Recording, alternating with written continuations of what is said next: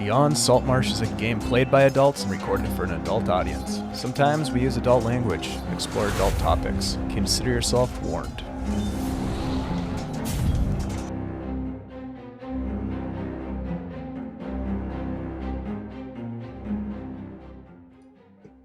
Hello, everyone. Welcome to the Superior Adventures Guild. My name is Dave, your humble dungeon master and host for tonight's Beyond Saltmarsh wrap-up. I'm excited to sit down with some of the folks that have been playing pivotal roles in our Beyond Saltmarsh adventures over the course of the last 2.5 plus years. And we've got some questions that have been submitted to us in our Discord. And we're going to get into all that. But first, I want to introduce you to some of the folks who have made all of this so much fun. Andy and Ashley, thanks for being here, you two. Thanks for having us. Hey, how's it going? It's going great. It sounds like Michael will be joining us a little bit later this evening. And Kirk will not be joining us, unfortunately. He has a bunch of really fun, exciting life stuff going on that we'll let him tell you about if he decides to. But we're happy for Kirk, and we're excited to get him back when he's ready to jump back in. So tonight, we're going to answer some questions. We're going to chit-chat about the campaign. And if you have questions for us, folks in chat, please submit them, send them to us. We'd be happy to answer them if we can. Before we get too far into this, I'd like to just give Andy and Ashley a chance to introduce us to them. Tell us a little bit about yourself. Tell us a little bit about the character that you played for Beyond Saltmarsh. And then, tell us one quick secret about your character that maybe I don't know. Maybe the other player doesn't know. Maybe the folks who join us don't know. So Ashley, why don't we start with you? And before I do, thanks for the raid, Kayla, Time Lord's wife. We really appreciate you for jumping in here. Nice to have you. Follow Kayla on her stream if you have the opportunity. She's awesome. So Ashley, fill us in. Okay. What's up? All right. Hey, everybody. I'm Ashley, Minnesota Muse 99 on Twitter.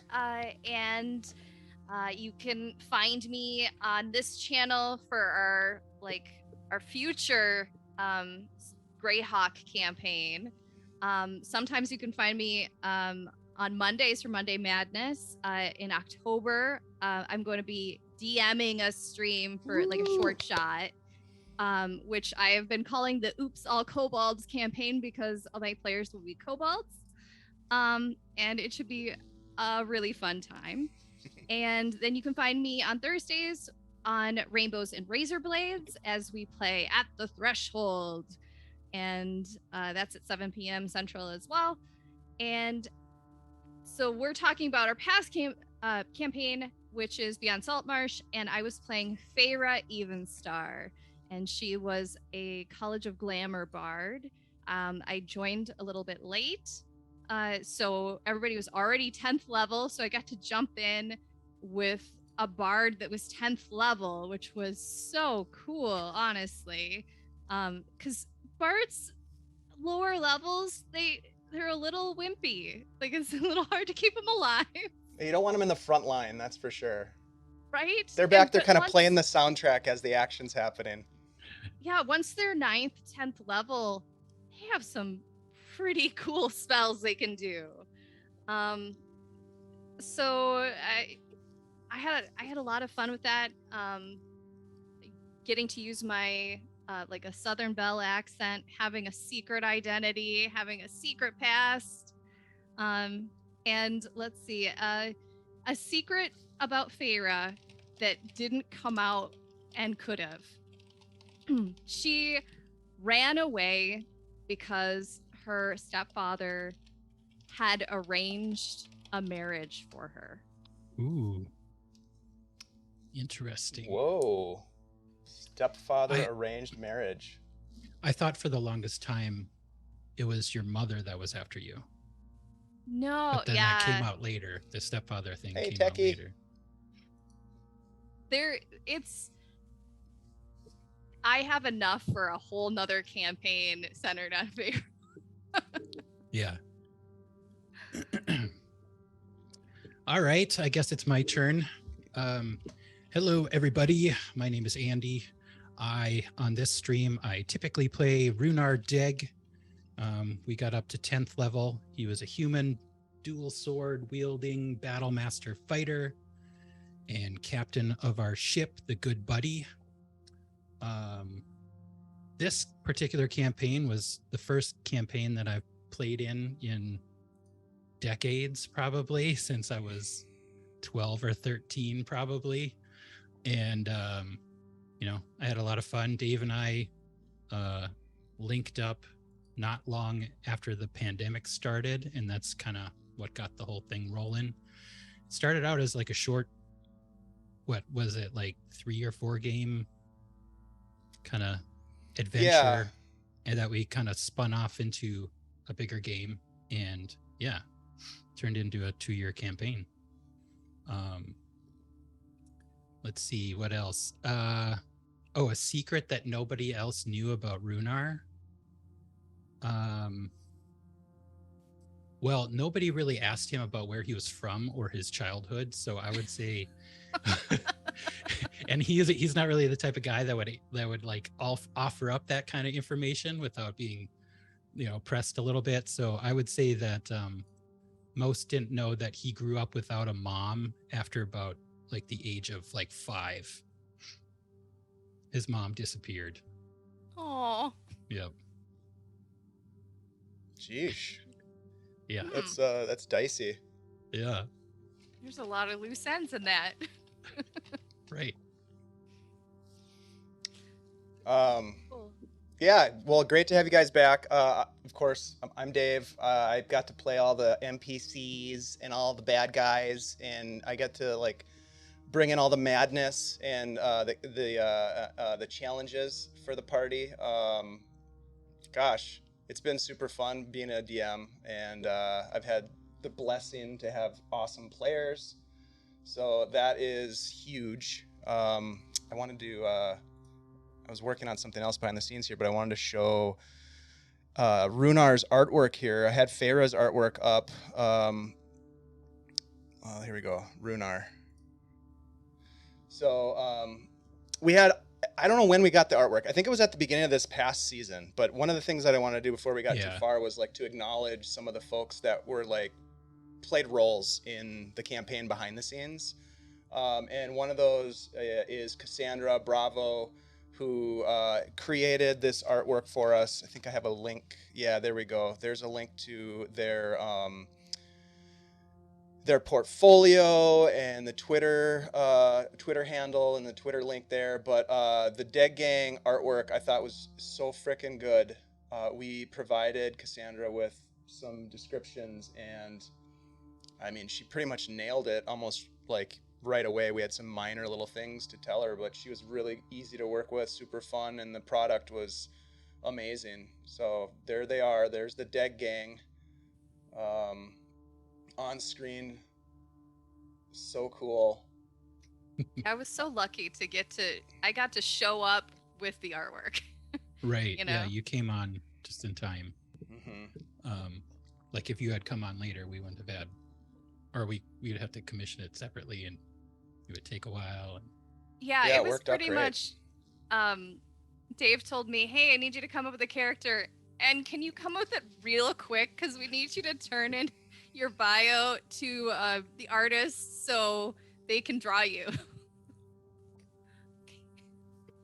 Nice. And Short you came through with an awesome character concept, and I'm sure that the concept for Feyre wasn't finished, but you at least came through with like an awesome description of what she looked like.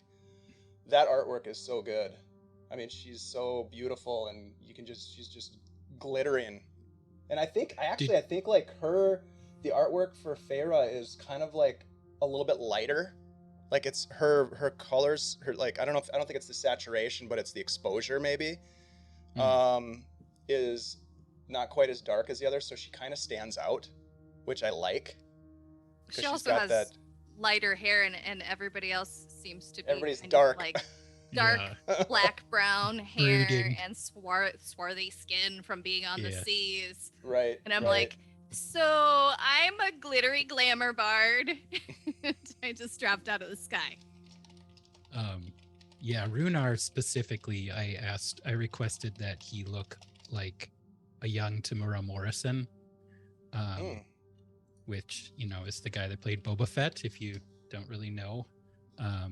And he's also the guy they modeled all the clone troopers after. So he might look a little familiar. But yeah, I wanted him to kind of look like he came from people that lived, you know, on the ocean. Yeah, I think Who lived and worked on the ocean. Cassandra nailed it. So yeah, for sure. so good. So yeah, Cassandra was great to work with. And then, I mean, obviously we've had our sponsors that have been with us pretty much, like our CZ RPG, Christian and his team have been with us from like the beginning, I would say. Like when we first started streaming, they jumped on pretty quick. Oh, yeah. Chad and I had interviewed Christian for our Rolling Your Doom to talk about what he was doing. And then after that, I was like, I'm going to ask him. It feels weird. We're so small, but wouldn't it be cool? And he was game. Like I approached him and he was like, let's do it. So that was cool. And he came through every week after week with a giveaway that we were able to pass along to our friends. So that was really cool. And then Andy from the Old Goat Beard Company, who looks like Andy's in the chat. Great to see you. A TTRPG author himself who creates content for D&D and Call of Cthulhu. Just awesome. Let me do this. CZ. I want to get Christian's Patreon link in here. If you guys are into the Patreon thing, their Patreon is really good. Adventures and maps on the weekly, really good stuff. And then getting back to the Old Goat, like such good product that Andy and his team create, and I've got it in right now. I've got some balm in. I just love it. Smells so good, feels good. So we appreciate that. We are going to get into some questions here, but I'm seeing that we have some esteemed guests that we need to bring in. So what we're going to do is I'm going to switch over to our break screen for a couple of minutes while I bring them in. Didn't expect both of them to jump over here. So this is a great treat. So stick with us. We are just going to take a quick break and we will be back to dive into a bunch of questions in just a couple of minutes. So stick with us. We'll be right back.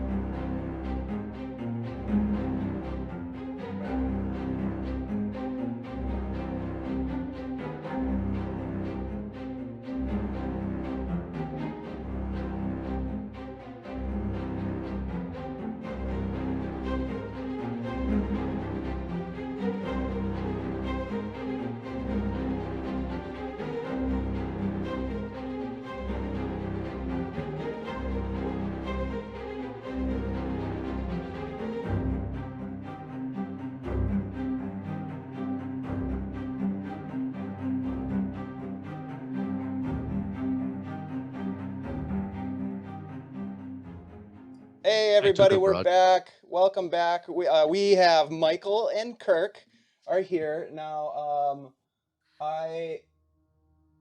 We had gone through you guys and introduced ourselves and introduced our the characters that we played, and we each were sharing a secret that maybe I didn't know, maybe the other players didn't know, maybe folks in the chat didn't know about your character. So Kirk, why don't you start us off as we get to you and Michael, and then we'll jump into some questions.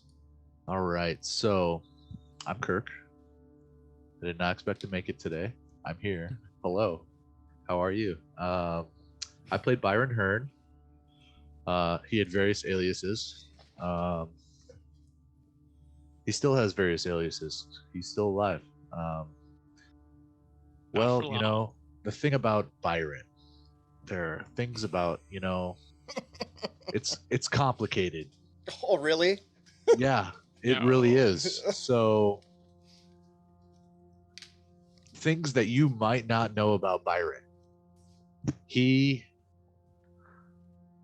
he wanted to do the right thing. He wanted to. And I think he tried to a lot of the time. And maybe there were times when other people saw him do something and they were like, wait a second, that's not right. But maybe it was. And he had alternate ideas of what was going on. Maybe, I don't know. I don't know. You ever, Wow. All Do we right. know? Let's jump over to Michael, because Michael That was a knows very something. Byron response. Are we It doing really these in was character? so cryptic. Lord. Always. Yeah. Oh, gosh. What was the exact question again to make sure I'm hitting it Just specifically right? introduce yourself, introduce your character, and then if you have a secret that maybe none of us know or maybe the chat doesn't know about your character. Okay, my name is Michael. I'm an alcoholic. My character was Make sure you do Theodoric that. Thalassisis, and the secret is not that was not really his last name. The secret is that his real last name was Bronk. Wow. was his first name really Is that his Theo? human last name? Is that his human yeah, side? that Yeah. was his stepfather's last name. Hmm. So Interesting. that was why he took something else. He was like, that name's disgusting. I'm Well, and- not using it. Isn't it also true that both Theo and Farah had like the evil stepfather thing going on? I had an evil real father. My character's Yeah. stepfather. Oh, it was the Theo's problem was that his stepfather was actually a really nice, wonderful guy, and he just couldn't get over the shit that had happened to him to really appreciate it. So the Bronk. Yeah, it's like Mr. Bronk was a really nice merchant who really did like move the family, all at that point 8 kids and his mother, to grad school and had a business, and they technically lived better actually. Well, were the other kids half elves too, or were they human? The 7 older were half elf. The 5 younger were human. Whoa. That's a huge Prolific. family. I literally, when I was making him, I made him using a bunch of the random tables that you got in like Xanathar's guide. I rolled maximum siblings. He had 12 siblings. I was like, fuck it, we're going with it. Max That's siblings. hilarious. I like it. It really was. That was, vague spoiler alert. All of my trapdoor characters were his siblings. Trapdoor characters. Just We TPK'd again. yeah. If my character died, it's like, okay, one of his siblings is going to show up. Okay, I got you. Oh my god. Hey, if folks are in the chat and they have questions that they want to toss in, please feel free to do that. I may miss it. I'll do my best. But we've got the Bleak Season and Techie Woman's Ghosts in the chat, who are super helpful mods, and they will help to get us make sure that we see the questions. So so the trapdoor character leads me to really quick the first question that we just need to get this out of the way right away, because this was asked in the Discord, and it was Dave, why didn't you TPK the party? And we all know who that came from. That came from Vamp Wickman, because Vamp has unfortunately been the recipient of multiple TPKs in my games. But Andy, I think you responded sort of off the cuff there. But there was a TPK on the Yep. Skull Dunes, so it did happen. In the first season. Yep. That's literally where I joined the game. I joined the game in the wake of the TPK. Was that Yeah, at 4th level? I thought we were 3rd, but I could Third be level? wrong. Okay. Third level, we got surrounded by skeletons, Mm-hmm. half of which had bows and arrows. Yep. So, and we were on the dunes, so there Kirk, was put your mic down. there was nowhere to you hide, go. and then we got surrounded and slowly. Yeah. Well, and you guys Yeah. made the Just mistake of not retreating. Like you just Yeah, I know. you took it. It was like, okay. Admittedly, that was probably like my 10th game at the time. Yeah. So I might not have known all my options at the time, but Yeah, I went into Yeah. that fight thinking, there's no way Dave's gonna kill us this early in the campaign, is there? There's no way. We'll find a way out of this. I'm sure of Yeah. it. I did not was- kill you guys. Like, I can't take full responsibility. You guys made Yeah. some bad tactical decisions, No, and you we rolled made- like Right. shit. Yeah. We did roll Bad. like shit. We also just we were following a module, I believe, if that's correct, Dave. Yep, we were I using the Beyond Salt or the Ghost of Saltmarsh 5th edition book, and that's Abbey Isle is the adventure. Yep, Old adventure, and- yeah. And if you know anything about Abbey Isle, there's a cross the dunes sequence. Choose the right path because one of those squares has 11 skeletons on it. 11. Yeah. So we were greatly outnumbered and we didn't run away, which was probably a bad Yeah. move. But it was And I great didn't because cast Thunderwave. it was It led to some narratively it was interesting things. perfect. It was yeah, exactly. So it was narratively it was great because it gave us a really interesting way to bring in Theo. And then Ashley, you had asked a question. I think you had posted it, or you had maybe you hadn't posted it yet, but I'd heard you say it about. Go Yeah, ahead. I shared it with you. So when you gave them a choice to reincarnate as a new character or to like just come back to life, right? Mhm. And if they came back to life, they all got a curse, correct? That's right. And I wanted to know what the curses were. Okay, they were that's a pretty good good. question. Yeah. We didn't know what each other's curses were for a long time too. That was a fun part of that. Runar's curse specifically was that he woke up, I think it was like a day or two later, where Theo had dragged their bodies. And Body recovery. when he woke up, he had in his possession a very bizarre looking skin bound leather skin bound journal with strange writing in it that he couldn't read, but that he was compelled to write in every night. So I had to roll to see if I was able to resist writing, because if I rolled, I think it was a 20, like if I rolled a natural 20 or something like that, or a natural 1, I wouldn't be able to get a long rest, Right. and I would stay up all night scribbling. Just scribbling. Yeah, just Curse of the writer. manically, yeah, scribbling in this notebook, and it was like unintelligible, like I couldn't read it. Aw.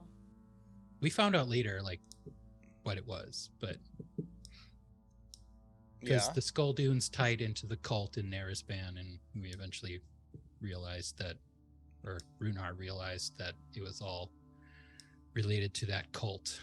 Like the etchings and drawings that Solana had been doing, Ash, in his cell, tied back to the stuff that Runar had been sketching in his notebook, and that's where that tie was. What about Byron? Byron, what was the curse for Byron or for Farendir? God, that was Farendir. That wasn't even Byron. Yeah. So here's Pour the one deal. out. I got a new exactly. computer since Rest in that peace, session buddy. happened. So I'm going through all my notes. I'm searching all. Like you can't I don't remember. have those notes. They're on my other computer. Oh, really? So I'm thinking, and Farendir's long dead to me. He's in the folder of dead Sheesh. characters. Wow. Oh, jeez. Loved him. Don't get me wrong. He was an interesting character. I enjoyed playing him. God, I can't remember what the curse was. What the though. hell was his curse? I don't know if it ever came into play. No, it Yeah, you definitely might did. have- They It was all a did. compulsion of some variety. I seem to recall it being like a compulsion, but I don't remember exactly what to do. I thought it was he Oh, here we go. filled with dread or something? Here it is. You're convinced that the end is imminent and that there's nothing that anyone can. God, I fucked with you a lot, didn't I, Kirk? I'm so sorry.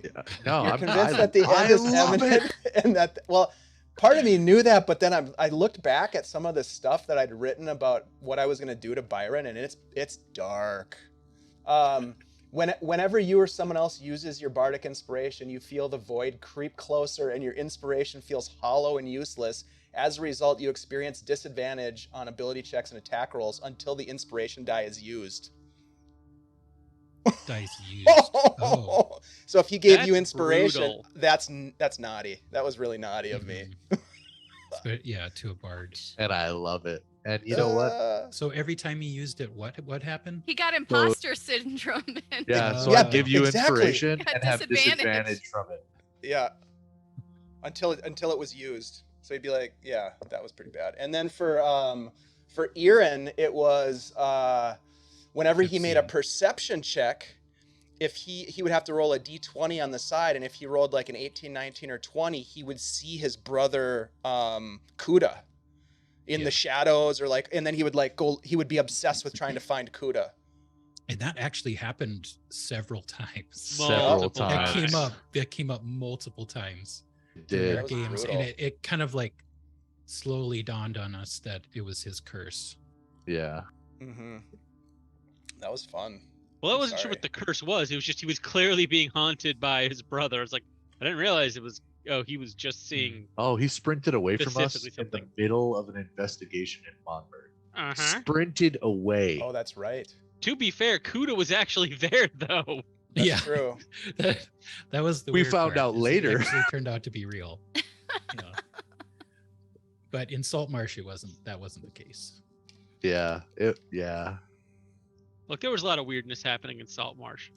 But then we managed to get rid of our curses through the help of nice Whimsy. cleric. Yeah, Whimsy, the cleric. Now, Whimsy, that ties back to the first, like the early season one stuff where we thought it was a one shot, and one of the players, Kendra, Ash, and Michael, who we played with in the talent in Psionics, she was Whimsy. She will always be Whimsy. But yeah, that was awesome.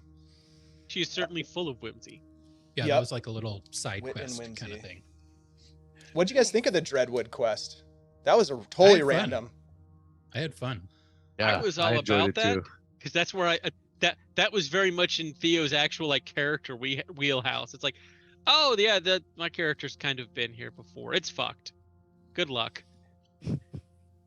Yeah, that was I think that was like one of those moments as a DM where I was like, oh shit, they're not going south where like they're not using the ship and going south to where I thought they were gonna go. They're going north. Yeah.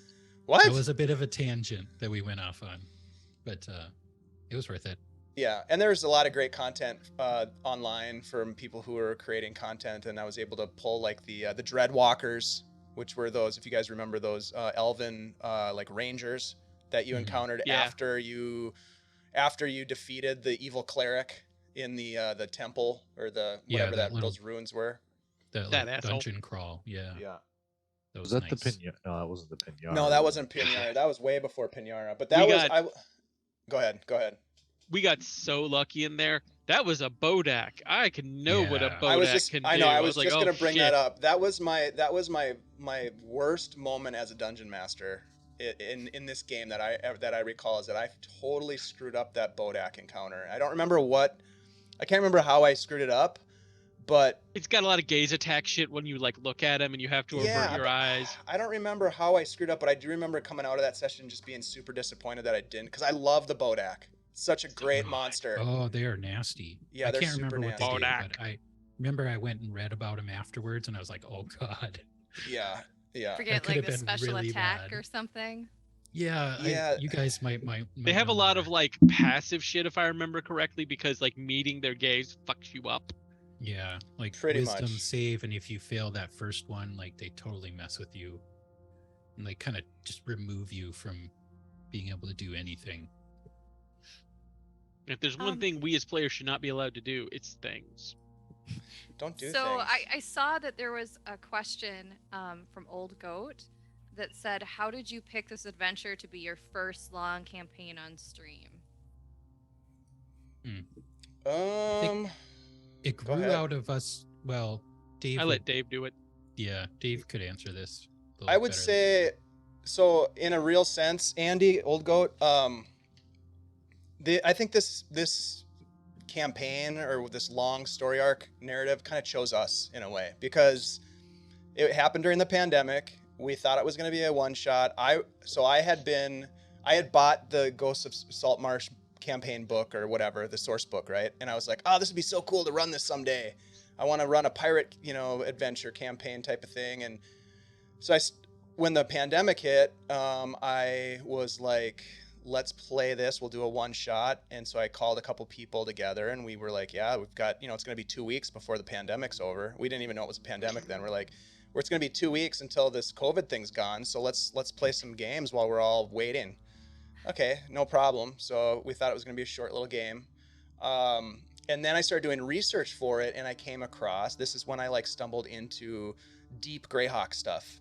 Greyhawk Mike, who sometimes stops in and hangs out with us in the chat, is a prolific. He's also oftentimes on Lord Gazumba's channel with Anna B. Meyer talking about, they do legends and lore over there. Anyways, he writes a bunch of stuff in the Greyhawk fan fiction type stuff, not fiction, but fan content.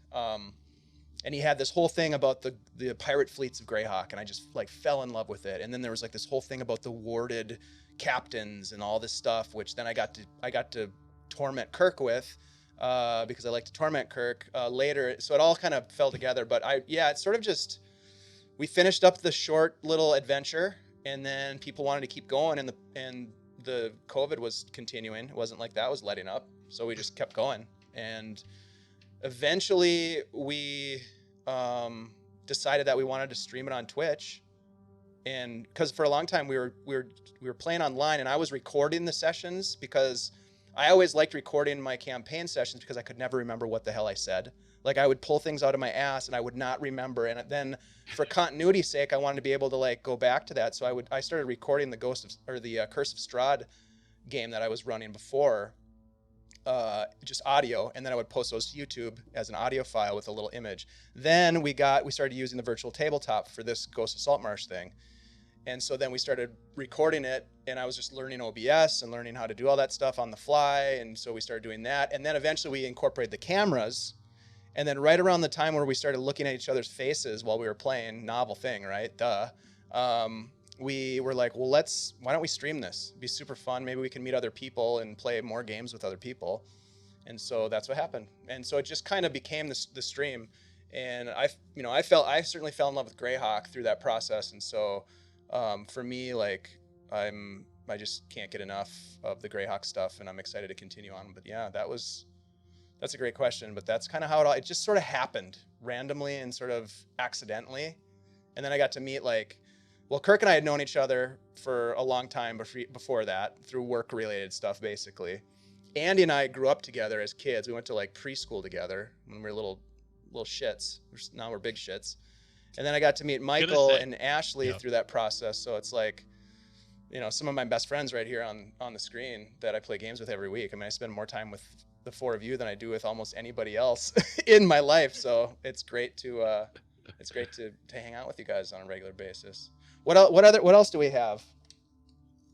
Yeah, let's move on to that list we have. Yeah, I got a list of questions here. There's a list. Yeah, look at this we thing. want to be able to get through some of these. So many questions. Oh my Holy goodness. shit! Let's hit them. Oh my A ton goodness. of questions. I just got done with class answering I know. questions. Well, now you're in the hot seat, pal. No, these are easy. This is fun. Let's see. We'll skip that one because we just kind of talked about it. All right. We'll go around the table. We'll start with Ashley. How do you enjoy streaming these campaigns versus playing in person? Okay. I find that being online and on a stream is actually easier for my anxiety. If I were in a room with 6 to 8 people gathered around their dining room table and they're like, "Hey, Ashley, do an accent for us," I would be like, I don't know, maybe try to work up to it and get really self-conscious. But because I can see all of you and technically I don't know if anyone's looking at me, Mm-hmm. it's easier to, pull out those accents and take more risks and feel less on the spot, I think. Yeah, I like that. Yeah. What about you, Kirk? Or anyone, really, but Kirk, what do you think? Well, at first it was the opposite for me. I was a lot more anxious. I was like, oh my goodness, people are watching me. I'm being watched. Oh my God. Am I chewing on my nails? Am I sneezing on camera?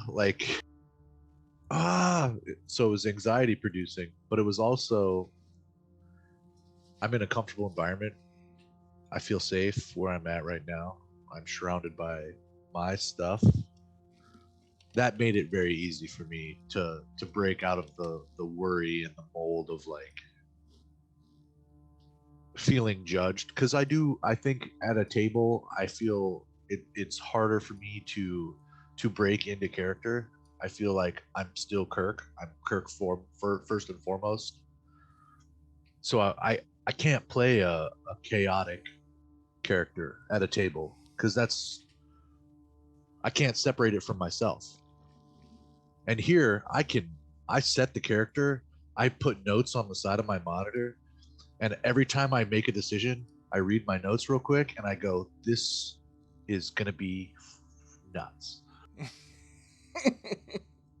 I'm terrified you wow. make notes on how to be crazy. Yep. Like, oh shit, what got left on the cutting room floor there? Speaking Well, of I crazy, have a note in the top right. It says, roll the dice for Ooh. anything. So whenever I want to do something, if something crosses my mind, I roll the dice. Sometimes I do some crazy things. Kirk, is that the kind of character that you just naturally gravitate towards? I think that's complicated. I try to make my characters as different as I can from each other, but I do like, at least in this environment, being a little more chaotic, being a little weirder. Because Farendir and Byron were 100% different. You know, there's a lot of differences, but they're both like, you never knew what they were gonna do. And that's why I was kind of curious if that's sort of, if you tend to lean into that more often. I played in a couple of offline games with you, and I don't really remember, that was a long time ago, what some of those characters were, but both of those characters that you played in this campaign had that characteristic of like, you never know exactly what they're going to do in the moment. When things get tense, it could go a lot of different ways. Like some of those things that Farendir did, like at the net, what is that place called? In Saltmarsh, the Empty net. The empty net, yeah. Like, you guys almost got your asses kicked there a couple times, and Farendir, because of Farendir. But then you had that epic, remember when you had that epic performance and you rolled like a natural 20 and like everybody loved, that was pretty cool. Just so everybody knows, I put the image of the Bodak up on the screen so people can see what we were talking about with the Bodak. The thing is Fucking Bodak. Scarier than hell. Yeah, super scary. But I totally fucked it up. Anyways, we'll move on from that. I've moved on. Right, what about you, Andy? Well, prior to streaming, we were doing it all recorded and posting it on YouTube. So really, this is kind of all I really know of playing D&D in many ways. Like, I haven't played an in-person D&D game since I was probably 12. So that's over 30 years ago. And so yeah, for me, I think it would be a lot different. Like Ashley was saying, I think it would be very similar to that, where in person, it might be harder for me to kind of come out of my shell. But I feel like on stream, like I don't pay that much attention to like how many people are watching. Because if I do, like it, it won't be good. So I kind of just make myself kind of blissfully unaware. Yeah, that's good. Do my best to try to tell, honestly. Yeah, and then like just through banter, especially at the beginning of our games, I think we're kind of able to get each other kind of rambling and talking about stuff, and that really helps, getting the game started. Yeah, kind of getting in the mindset. I like playing online because it's all I know, and and we're all so far away from you. yeah right. So what about you, Michael? Complicated two-part answer, Bob. First of all, I was just doing the math while I was sitting here thinking about it. It's like, I've done a lot of online games before this with some friends, even before COVID got COVID-y, on account of either a bunch of people from the internets. So whether or not I prefer tabletop or, virtual, I don't know. That's also colored by the fact that most of the games I have ever run have been in person. Most of the games I have ever played in have been online. because I am usually the forever DM, which I appreciate you guys letting me not DM, and that's great.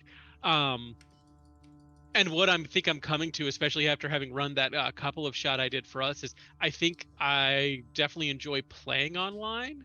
I definitely prefer running in person. I couldn't tell you why. The material things may make me feel better. It's maybe what I'm used to. I don't know. But that was just an interesting divide that was running through my head when you asked that question. Second of all, the streaming aspect, oh my God, it's exhausting. I am not someone who is naturally a performer. So the minute I know there's an audience, I'm like, ah. And I fake it really well. But every time I get off stream, I'm just like, okay. Ugh. Yeah. It takes a lot out of me as a person, which is how I know I'm actually technically an introvert. So yeah, how many of us are introverts on this stream? Oh, on the stream? I don't know. Probably me. Yeah. See, you're an introvert? Ashley, you are the most radiant person, personality and energy-wise, I have ever met virtually in this case specifically. But yeah, I'm radiate. a hardcore introvert. Just wait till we meet her in person, and she's gonna be like over. It's like, Ashley, come over and join us. Like, what are you doing over there? I was gonna add to my answer that if it was the group of us in a room playing D&D, like I would easily be able to get into my character or whatever. But yeah, like meeting like a bunch of strangers and playing like a short shot in like one session, that would be like pretty tough for me. Yeah, I think one thing that is nice is that we're also used to like Zoom, like for work and like all these things. So in a sense, it is easy to forget that there are other people lurking about watching. But at the same time, like for me, I get so excited when I see our friends show up and like jump into the chat. And these are people who are sincerely here because they support us and they want to see what happens with your characters. And so it's really cool. I mean, there's a lot of support. We've been lucky that we've never had any turkeys, roll in and cause trouble. Everybody's been super cool. So, I mean, that's pretty rad. So, yeah. I just want to get a stuffed turkey and just like turkey. All right, heard next that question. term before. All right, next question. Let's see. Sure. Anybody who wants to field this one. Again, these are questions that came in from our Discord. If anybody, I should put a link in there. If anybody wants to come over and hang out in Discord with us, our 5-year plan, Andy, is to get you and your friends into our Discord. Actually, you're already there, but so I guess we've already achieved our 5-year plan.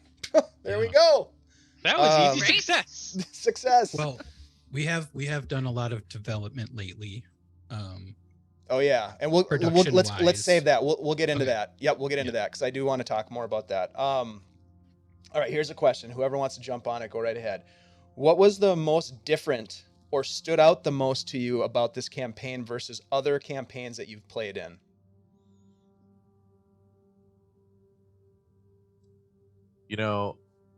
Played in a few campaigns, not a massive amount. I think it was people playing their characters exquisitely. I think Theodric Flask was a phenomenal, charming. Holy moly. Andy staying the captain, staying on point, stoic, strong, a leader of men. Feyre, who doesn't love you? Honestly, seriously. Aww. And then, and then we have Erin Colbiter, played by Chad. Holy, you can't. I want to say his name. I just want to keep saying his name. Erin Colbiter. And he stayed. He was too strong for this group. Well, and then he also played Tenok, which was like a very strong character that it's just like he also, Erin and Tenok were both like strong Muscles. Characters that had a big impact. They were very punchy. They did like to punch things. There's no question about it. But they were very different, Yeah. Played by the same person, but they were very different characters. I think those aspects of this game to me stood out really, really prominently in that, we all really dove into the characters, but also on top of that, Dave, I'll never forget Dan Various. He haunts my dreams. And we let him live. Oh, it makes me so happy to hear that. What a I mean, the He voice saved acting. your asses. What do you mean let him Yeah, live? He I saved love- your I love Dan He was our asses. guide. We Yeah. hired this guy. I hated him, Oh. and Show then I us loved him. around. It was a very complicated relationship. Byron wanted to It kill really him was most the of the time. whole time, yeah. But the voice acting, the picture you painted, there's no words. Phenomenal. I'm glad you liked him and hated him at the same time. Mhm. That's cool. I hated him until I liked him. Let's be honest. He I saved always your thought he asses was against suspicious. the Mosengi. Yep, right? and that's the only Right? reason. That's the Oh, only yeah. reason I didn't He slaughter him there. Everybody was down except for Dan Various and Byron. Byron And at the Byron, end. yeah. And Byron, you were like down to like 2 hit points or something crazy Yeah, like I that. know. And I kept thinking, should I kill Dan Various now? Should I wait? I don't know. I might need him. You were waiting for the knife in the back at that point. Believe me, I thought about it. Would have been a, Oh, you know, It would have been too predictable though. That was I'm not sorry, Dan. what That was- was not Dan Varys's. That was not his fate. Was to murder the family, the party. The Donner Party, if you will. Yeah. I can't answer because it was this campaign compared to other campaigns. Well, I've played other campaigns, like short ones. Yeah, like, touching on Kirk's answer, like the commitment that everybody brought, Mhm. I think everybody was committed to come in and play a good game and support each other and be there to tell an awesome story and to keep the story going. That's like the big part, is just not, being committed and not letting it fall by the wayside. And Absolutely. Real quick, know, big shout play out through to it. N Circala. Thank you for the follow. Thanks for being here tonight. We appreciate you. Yeah, I want to jump onto that too, Andy, is Yeah. like consistency is so important for a campaign.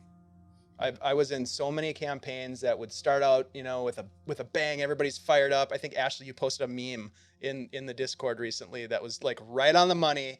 But it was like everybody was fired up to play, and then within like a month, it totally fell apart, and that was the end. And me, I was like, I'm in love with this character. I want to play this game, but nobody's here anymore. And so then I was like, what can I do? I'm gonna start running a game. I'm gonna find some people and just, I think it's all about letting the people know that you're recruiting to play. Like, here's what the expectation is we're gonna play every week or every other, whatever it is. It's always gonna be, and being consistent about where you play, the times, when, all that stuff will help you to be consistent and have a successful campaign. And then I think what really happens is when we start doing it online like this, it makes it even more consistent, because I mean, there's higher stakes for us to show up or not show up. And I don't know. So I agree. That's I think true. it's Yeah. all of you guys committing to like being here on a weekly basis. We had very few streams that we canceled. Very few. We had a couple of technical difficulty type things along the way, which we couldn't really control, but we rarely canceled because of people being gone. And that's I was talking about that with Bleak Season last night. It's like, you guys were so committed to being here, and that's so important. So super jazzed. I just wanted to comment on that too. Anybody else want to jump on that one, or should we move on to another question? Yeah, I mean, I think the times was really important. I found I personally have more success if I'm running something, if I lay out like, I'm looking for people who are available on Monday nights, from this time to this time online, who wants to join my campaign. Like, you get people that are like, oh yeah, I can do every Monday or every other Monday. And then they know what to expect. And we do these, the old fashioned way of doing games, like, who's available on Friday? And then maybe it'll be Saturday, and like, let's move it to Tuesday. And That doesn't work. You can't have a reliable schedule. That's when things fall apart, because somebody like took up softball, and like somebody else, now their kid has a dance class, and you'll never see them again. Yeah, I mean, it only worked for me because it was like every Wednesday. Like, Yep. same time. Well, and you had Same me in that hounding place. you. I was always there at a bulldog if I needed. Yeah. That's when my OCD starts to kick in. And also about this campaign, what I liked is, Dave, you're a really good DM. And in fact, thank you. like, it is impressive with the way that you storytell. Stuff can be happening, and then suddenly you're like, yeah, there's this guy walking by in the street, and he says, and we're like, who's that guy? Like, you just bring in some people, like a side character with an accent, and we're like, well, where did they come from? We'll never see them again, you know? Yeah. But it was like a whole thing that was happening in the background that you thought of, like, so you're imagining like a whole world as opposed to like a set of like interactions with a couple of NPCs. I appreciate you saying that. Yeah, I mean that's the challenge of the dungeon master, is to like have the world happening even despite, I guess, sometimes the characters and the players. The one that jumps out in my mind, largely because it was recently, was when Byron burned the cart of that old woman in Narisbin. And it was like, okay, so now that's like, you guys set those things up for me. So a lot of that credit goes to you as well, for doing interesting and fun things that allowed for some goofy side, role play. So, but I do appreciate that, Ashley. That coming from you and your skilled role play really means a lot. So thank you for that. This is a really good one. I think all of you will have something to jump in on this. What was the most WTF moment throughout the entire campaign for you, as a player or as a character, or both? And I think this came from Techie Woman. This was one of Techie Woman's questions.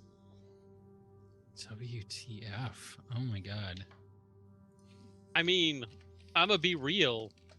Literally, my character's introduction was one of the biggest ones in the campaign, because I believe the exact narration of the scene was Theo talks to the guy who runs the White House. Or the lighthouse, rather, not the White House. It was a different adventure. Different guy.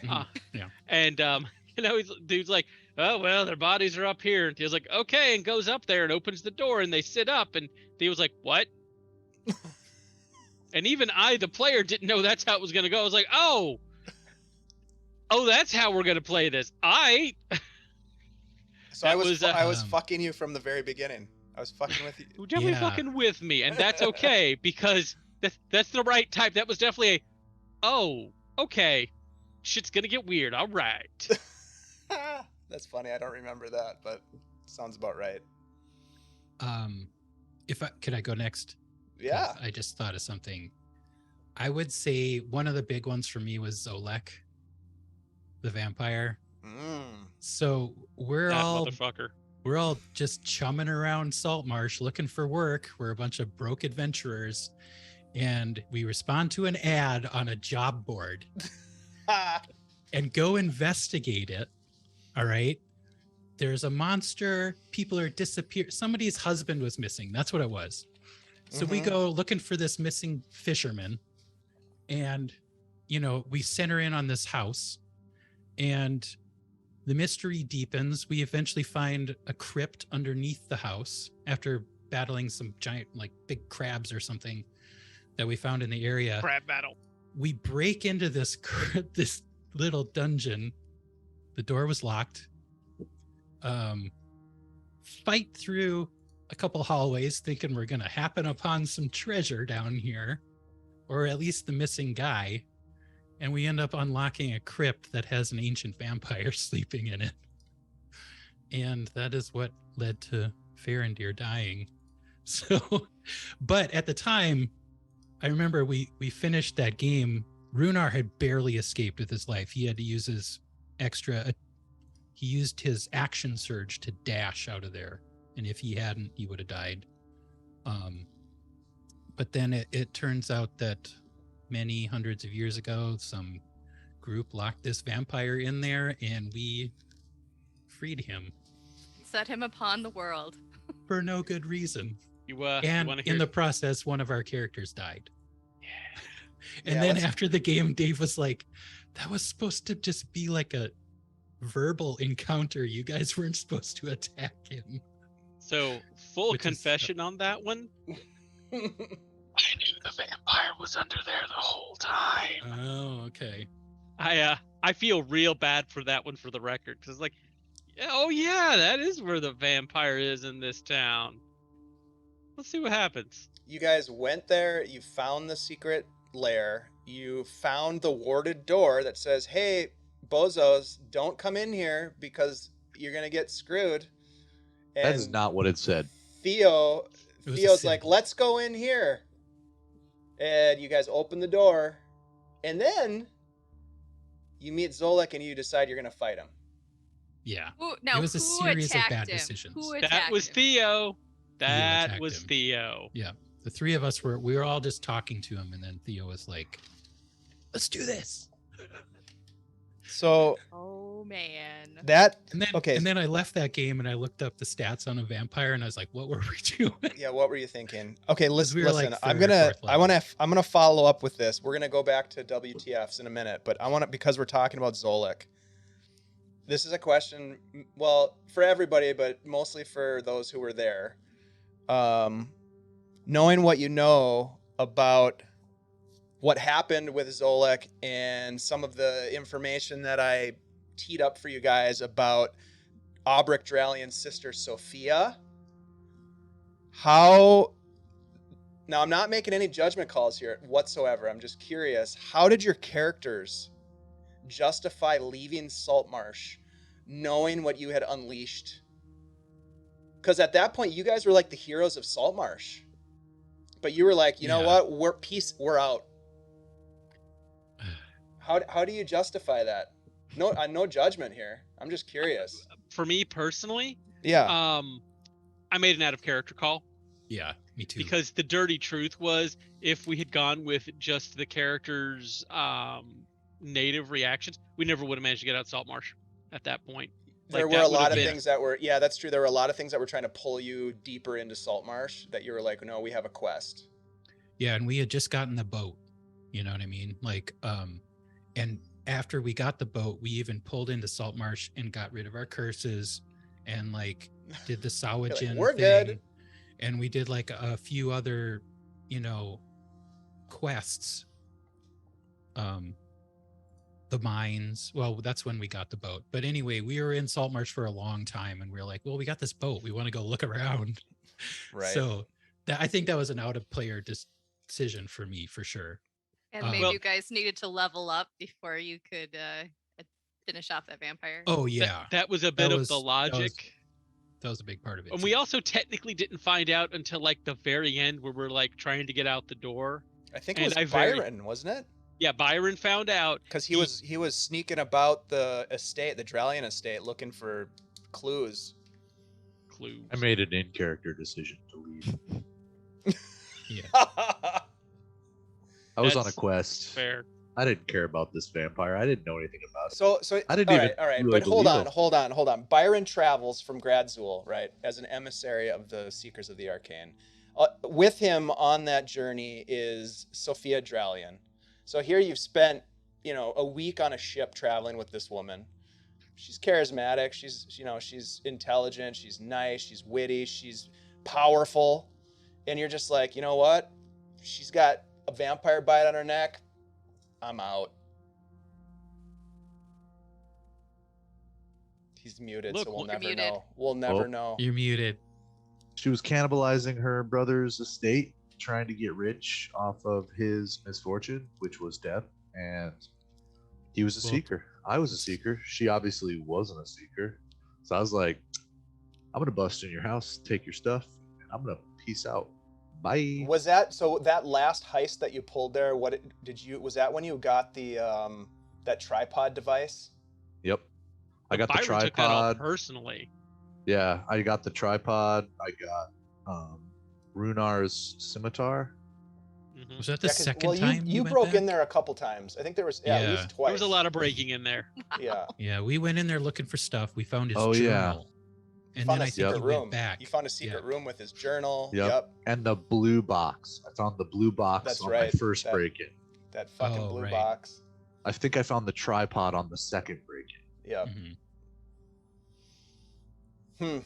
Anybody else? Yeah. WTFs? Wait, hold on. Actually, I have a follow-up question to the Zolek thing, and then we'll do the WTFs. Right. What do your characters expect to find if and when they return to Saltmarsh? Just out of curiosity. Fuck to death pile of burning vampires. I think in my mind, Runar didn't really fully comprehend what they had done at the time. Because they did have some encounters with Zolek afterwards that were kind of creepy, but you didn't get the vibe that he was like, I don't know. Yeah, he was at Fight Club, wasn't he? Hanging out at Fight Club? Yeah. So, yeah, it doesn't make a lot of sense that we ghosted Saltmarsh, but we had a mission and we wanted to do Ashley, Farah wasn't there, but what do you just listening to all this? What do you expect that you'll find if you ever return to Saltmarsh? I'm kind of expecting a Whitestone thing happening where like they've installed themselves as the leader. They're turning all of the townspeople into their thralls, and the life force is being sucked out of the ground, and that kind of a thing. All that good stuff. Yeah. Oops. So we've got a couple of ideas here then for like 28 one days shots later. or short shots of things that we might need to set right if we ever have time and ability. Any other WTFs?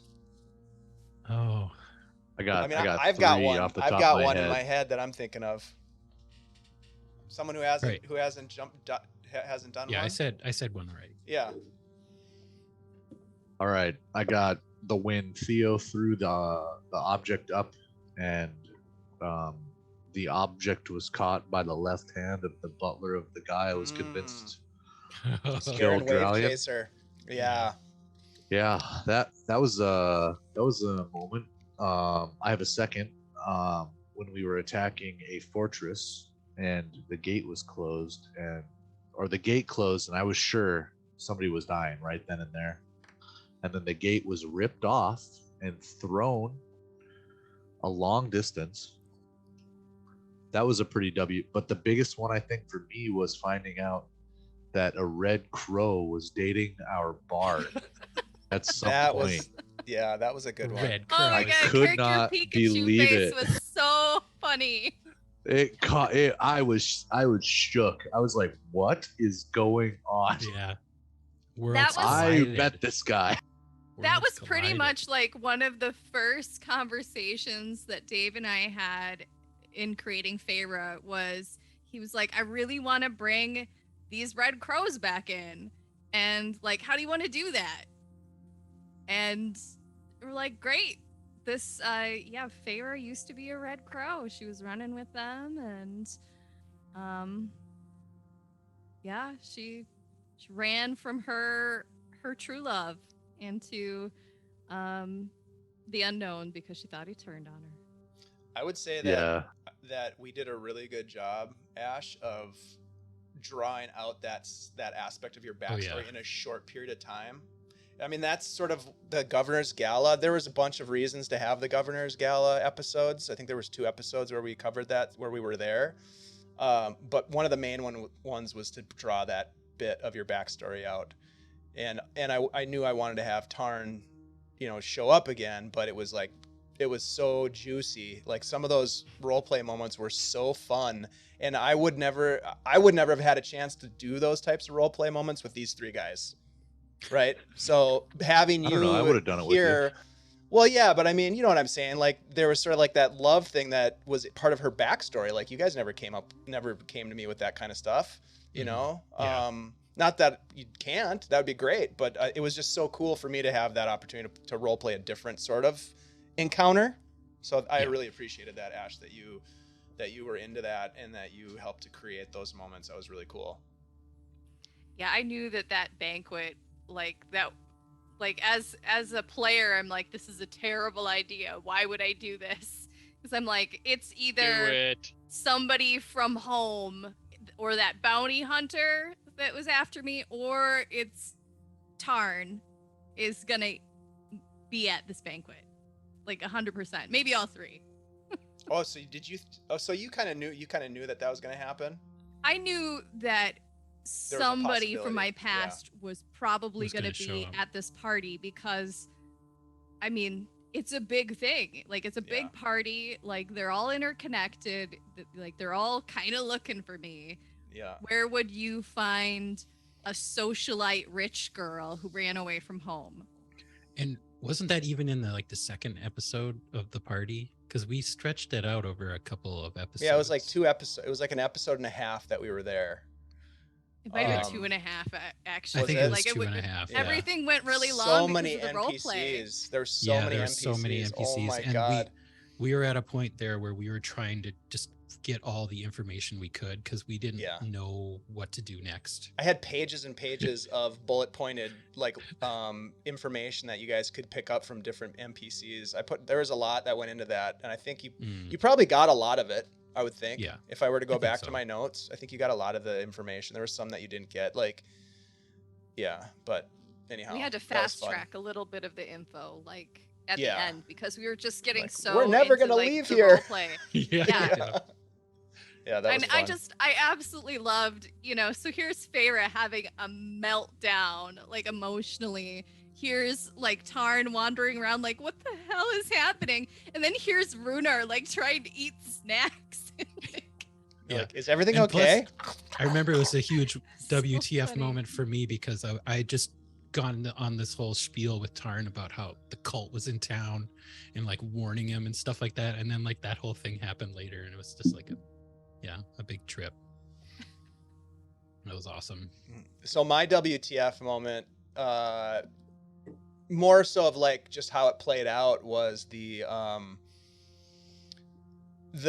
cultist ceremony in the basement of the estate in Monmerg and opening Yeah. the rift to hell, and Erin Coalbiter like essentially taking it for the team and like accepting the dark deal with that demon Aphis.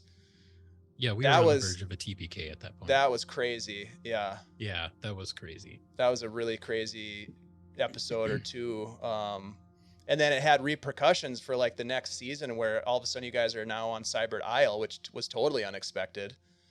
Again, I thought you guys would just continue south towards Nerisban, but you're like, no, we need money, we need funds, we need a job. So you took that job. But yeah, that whole Erin Coalbiter kind of like giving himself up for Kuda, to save Kuda from hell and that whole thing. I And then think just Kuda- so just one more thing I would throw Yeah. out there is like the impact that it had on our players. Mm. And I don't know if that's a topic for discussion here, but that was an intense moment in the narrative. So I thought for me that was the WTF, because when you're telling stories with your friends, you can't always anticipate how the stories are going to play out in terms of the impact that they have. And so that was really interesting to me, and an eye-opener and a learning experience for sure.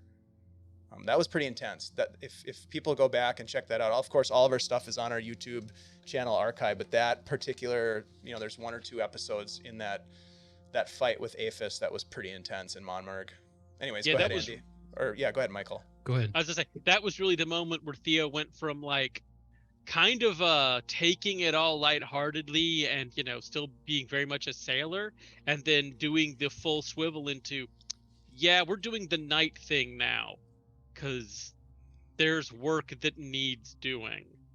Yeah, it kind of pushed Theo over the hump, if you will, towards that Yeah. direction of which Kalistani was really hoping that you would go there, and like start to get serious about things, because that's like your Hexblade patron that's their jam.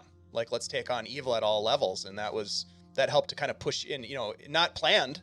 It certainly Yeah. wasn't planned, but that was interesting. That was a thing. Yeah, it was a big thing. So that was my WTF for sure. At least Mhm. one of them that jumps out. Yeah. And All right. and Well, another- yeah, go ahead. and Go another, ahead. I was just going to add just another little open chapter of the story that I think they have reason to try to resolve. Right? Oh yeah, rescue Yeah. him from hell. Yeah. Yeah, to try to rescue Iran. They have this medallion that could possibly open a portal back to hell, so they could try to find him. Right? Mm-hmm. So, Yeah. And then what the hell's going on back at Feyre's home? yeah, Yeah, lots of- absolutely. Lots of questions. Yeah, Lots of things Feyre's- we could have. A lot of problems in Monmurg still. Yep. Yeah. Yeah. Mm. Yeah. As there should be. Monmurg is a complicated place with a lot of weird things Which happening. is so terrible because Theo's like first response to that place is, I'm gonna retire here. Oh. 3 out of 10. It would be a really nice place, but for you know. Yeah. Well, you guys, I mean, the Dead Gang certainly has a contact there with Alesko Mariconia. You did some good Mhm. work for Alesko. Yeah, we just outlawed ourselves too at the A little same bit, time. yeah. Well, mostly Byron. Yeah. Mostly just Byron. Yeah. Yeah. Archaic government. 3 out of 10. Well, Wouldn't go Byron back. essentially murdered Lord William Cyrus Ray. hmm In his Murdered. heart, his achy breaky heart. Which Yeah, was just a you big stabbed him battle in at his the achy time. breaky heart. It wasn't like an assassination. It was just like Yeah, a big but battle. murder. He was running away. Yeah. That's from all I'm a saying. That's all I'm demon saying. spawn that he was- summoned? He was running away. They anyways. were in the process of sacrificing. That was people. cool though, because that was the impetus to get you guys to take that extra job, to get the hell out of Monmurg and go to Cybrit, and that turned into like we were in Cybrit for what, like 20 episodes. Forever. That was crazy. A long That was time. that was a Cybrit lot was of fun. also really fucking neat though. Like That was fun. Yeah. I agree. There was some cool Like, stuff that happened there. Cybrit is the tours. place that I would retire there. That's fine. Me and my character. Yeah. Yeah. The I beach think with you would those do well drinks. there. That was a cool Yeah. place. Well, and Byron, with your I mean, little another umbrellas. WTF moment was the Andame Lucy thing, where you handed in the fuzzy, what is it called? The bag of The tricks. bag of tricks. Yeah, the fuzzy balls in the bag of tricks, and like set all those animals free because you were feeling guilty about how you'd throw the fuzzy ball out and every time they'd die. And that was really cool. I thought that was some really fun and interesting Byron moments. So that was another kind of WTF. I didn't know that would happen. This next question we might have already covered, but if anybody wants to jump in there, what episode was the most fun to play? Oof. Well, since I came in late when we all got drunk, Oh, yeah. that was so funny. In like the Risbon? yeah, like at the Black Anemone, when we had the gut punch, and then we all just got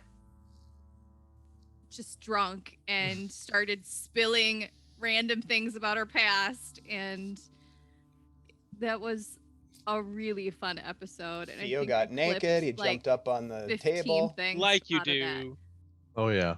Drunk Gut drunk punch. rules. Greatest table Oh, that's right. ever Yeah. created. Oh yeah, you guys were rolling on the drunk table. Yep. Mhm. Runar wasn't there for that though, was he? No, you were on board the. Yeah, it was, the for ship, some I reason think. I was still on the ship. I can't remember what happened. I think but you Because you weren't make bad there decisions. in person. I was like, I missed a huge You party. missed that episode. Yeah, I Yeah. think so. Oh yeah, maybe I was gone. Yeah, Right. So you had to make Right. an excuse that you were on the ship doing this. yeah, taking Mhm. care of business. Didn't it? Yeah. Favorite episodes? I would say Runar rolling a natural 20 in the Fight Club was Oh one fuck yeah. of my high points for sure. Because that was just like the timing of it, just like the circumstances, and then him, and then like on top of it, it having extra repercussions in making him this like local celebrity that, you know, I just I That didn't was so fun. anticipate. I didn't anticipate that part of it. So, you know, Let me ask you this as a follow up, because I had this actually in my questions. So this ties to the Fight Club thing. How did transitioning from a generally obscure security contractor, because you worked for the West Wind Trading Company as a security contractor for Windrune, right? you know, You transitioned from being an obscure security contractor to the hero of Saltmarsh. What, like, right. I guess the question is, how did that affect Runar in terms of his perspective? Well, it went to his head for a while, I think, for sure. As it does. Yeah. Because like before we, you know, that was after, because he was already popular because he was one of the survivors the pirate encounter that, where we recovered Dralian's box. But then through adventures Charlotte Foldcheck. and the Fight Club, he got even more popular. And so, yeah, it was a bit of a, I remember having to, like, I was like, oh, I don't know if I want to play a character that's like always like well known, or like a lot of is expected from him. Like at that point I wasn't, I don't know, looking to play him in the forefront all the time. But yeah, I knew it. So as the DM, I knew it made like Andy a little uncomfortable, and so I liked how it kind of pushed you a little bit in that direction. There was also a side of Runar's backstory where one of the reasons he left the military is that he was tired of being ordered around by less experienced senior officers that kind of inherited their high rank through like family and royal relations and whatnot. So he was like, he was ready to do his own thing. Yeah. When he went to Saltmarsh. What I really liked about that whole thing, and then we'll move on, is the juxtaposition of you guys in Saltmarsh, where Runar is like a household name now all of a sudden, right? Everywhere he goes, people are like, the hero of Saltmarsh, you killed Foldcheck single-handedly. Yeah. And then getting on the ship and heading south into the hold of the Sea Princes and landing in Monmerg where nobody knows you. I liked that sort of idea of that juxtaposition from a narrative standpoint. It was kind of I just thought it was a cool transition back to like obscurity for your character. Anybody else favorite? What were we talking about? Favorite episodes, Kirk? Yeah. Was most fun. Most fun. Dr. McGillingutty was a lot of fun. That was a random roll. I'm not gonna lie. Giving up the bag of tricks felt pretty good. Oh yeah, that was I did not see that one coming. The Dralian estate, busting into the Dralian estate and stealing. Didn't we do like a one-on-one episode for part of that? Yeah, that's right. And I gave all the orders before, like in the episode leading up to that one shot, like that one-on-one. I was like, all right, you guys stay here, you go over here, and then I went and busted in.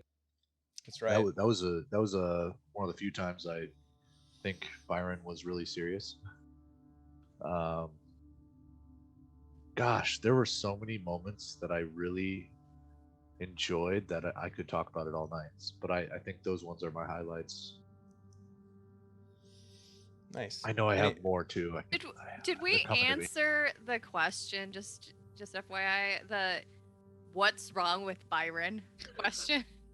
We're getting there. I don't think we've gotten there yet, but we scratched the surface. I mean,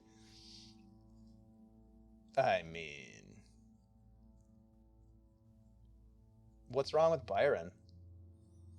Are we doing that question now, or are we still answering the favorite? Okay. Nope. I mean, do we want to also go around and say like what our characters think is wrong with Byron?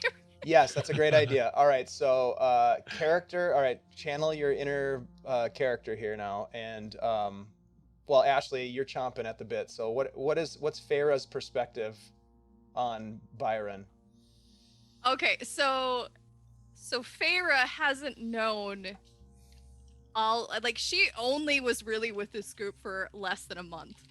Like that was her whole experience, from the time that she got picked up to the time that they killed the cultists.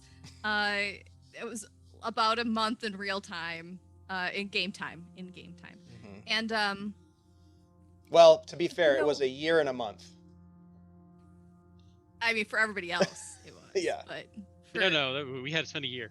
For Farah, it was like 3 to 4 weeks. Right. And I have to say, when she got picked up, everybody was real suspicious of her. except for Byron.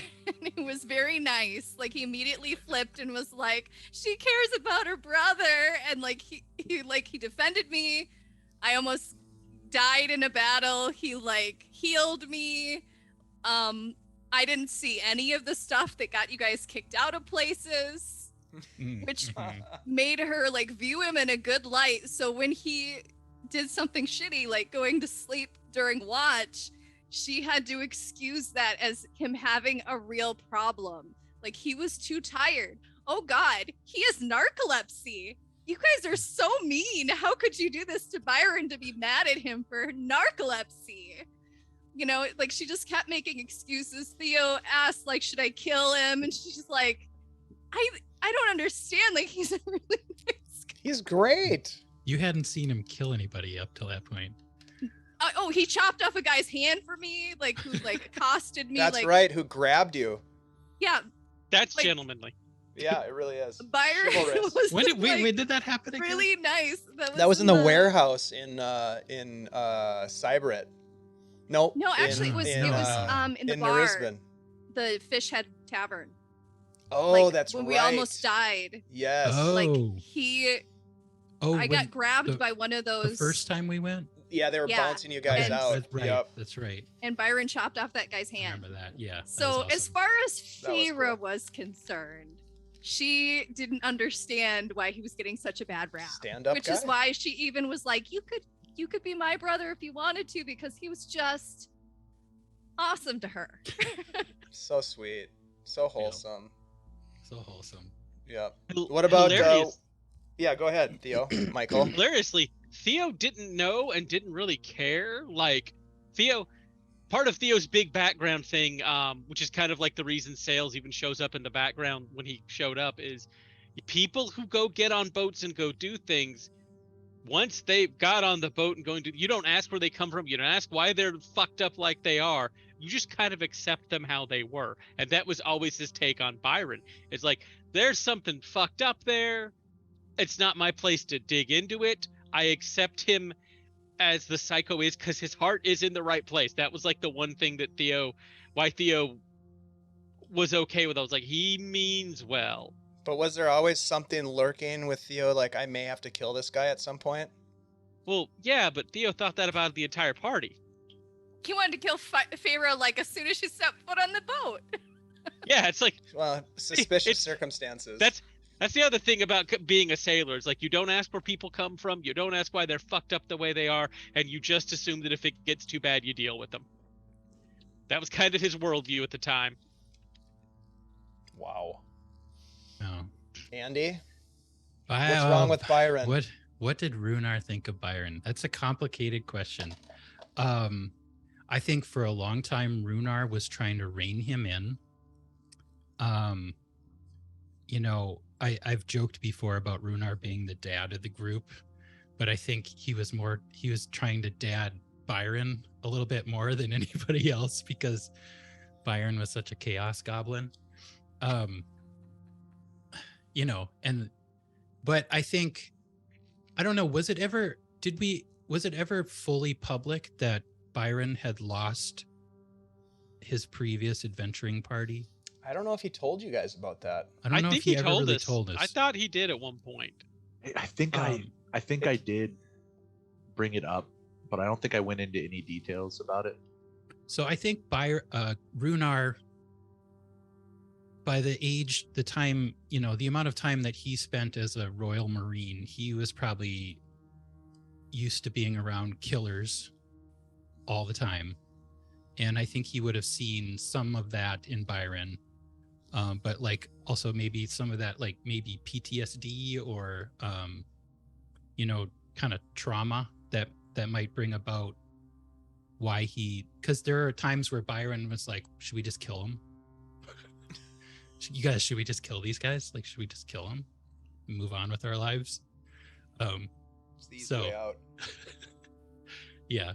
So I don't know. Long story short, but eventually, like playing with Byron for long enough, I was like, you know, there are times when that's needed, and there's times where it's like, there's times that it's not needed, and there's times that you should just let Byron be Byron, and because it made for so much more fun. So and my interesting. perspective on what's wrong with Byron is that I don't know, Kirk, if this tracks fully, but my take on Byron was that he was given a mission by a pretty serious organization, the Seekers of the Arcane. They told him to go and investigate what was going on with Dralian, and I think that responsibility weighed on him very heavily, and sometimes pushed him in the direction of just making decisions based on whim and chaos. I think for me it seemed like it was a heavy burden for Byron to carry all that responsibility. I mean, he carried it through till the end, but that was my little perspective as the DM. Was like, I think it was almost like too much for him once he got to Saltmarsh and realized what was going on, and then was like, oh shit, we're going like to the jungle. Like, that was a lot. I don't know if that rings true at all with your thoughts, but So, okay, first of all, I'm All right. Byron. I played him, and there's something wrong with him. wrong is a very subjective term. Let's put it that way. There's something about Byron. You know, I will say I played him. I towed the line of neutral as best I could. And I think at times I made decisions that swayed both ways, good and bad. I think at times, you know, in my prior experiences of DM or D&D, I know alignment was more important in prior aspects of D&D. I think, if I remember correctly, it was like you played your alignment or your alignment changed. So I think a part of that kind of stuck with me from my prior D&D days. So I tried to, when I played him, if I was doing too much good, I almost felt obligated to do something bad. So I'd steal something, or I'd attack someone, or I'd say, hey, should we just kill this guy? Because it thematically, I think it really played into like he was on a mission, things needed to get done, and in the end, bad guys are bad, good guys are good. I want to be a good guy. These guys are obviously bad guys, so they don't deserve to be around. And that money would be really helpful for my cause. So you don't need this in your pocket. And hey, that looks like a lot of fun. Awesome. And one other thing, I don't think Runar ever really doubted Byron's like loyalty to the crew. You know, despite being the seeker on this mission, like he never really thought Byron had any reason to mistrust Byron, I guess. Yeah, that's a good point. He was loyal to almost to a fault at some points, but loyal nonetheless. I firmly would have killed my character for any and all of your characters. Real quick, thanks for the raid, heroes and hooligans. Hooli, thank you so much for jumping in. We appreciate you very much. We're doing sort of a Q&A wrap up with the cast and myself, and talking about this 2.5+ year story arc that we played out and recently finished. So thanks for being here. If you have any questions, please type them out in the chat and get involved. We're answering questions that were sent to us in our Discord. And if anybody's interested, there's a link right there to jump into our Discord and join us. We have a great little community of nerds who like to talk about games and play games. So join us. All right. Moving on from Byron. Let's see. This is a good one. And anybody can jump in who wants to go first. But what arc or narrative thread do you feel is left unresolved for your character that you would really like to explore in, say, like a one-shot or like a short arc that we might come back with these characters?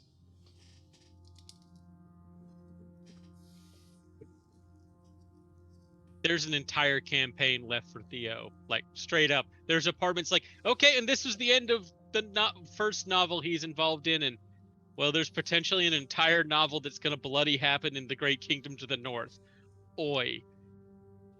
So he's an easy one for that. What does he envision? Like, what is his quest there in the Great Kingdom, the once Great Kingdom, we should say? Well, he's got to try and find out if there are any more like of that order of knights. Like, he doesn't know their ultimate fate. Like, he's pretty sure most of them are dead, but he can't be certain all of them are dead. Maybe they're out there. So he basically plans on going knight errant and just wandering around causing trouble until he finds them, because that's his solution. Is if I piss enough people off and don't die, sooner or later, if there's anyone else in the knighthood left, they will show up. Yeah, I mean, for those of you who out there who are Greyhawk fans like we are, essentially, well, Michael had to sort of dip out of the game for a couple months while he took care of some life stuff, and so we had a fun little way of writing his character out. And before we did that, we had like an encounter where he traveled back in like time, in space. That we all played and, in. That was and everybody played in it, and they got to play like different nights of this battle. That was a hell of a surprise, for the record. Thank you all so much for doing that. I was not prepared for it at all. That was fun. That was a fun session. That was really fun. And so, yeah, so Theo is a hexblade warlock, and so he's got this sentient sword called Kalistani, which has evolved as you've leveled up. It has evolved kind of like what they did in the Explorer's Guide to Wildmount with the Vestiges of Divergence. How the items actually evolve with the character's level. So that's kind of how I envisioned Kalistani, your sword.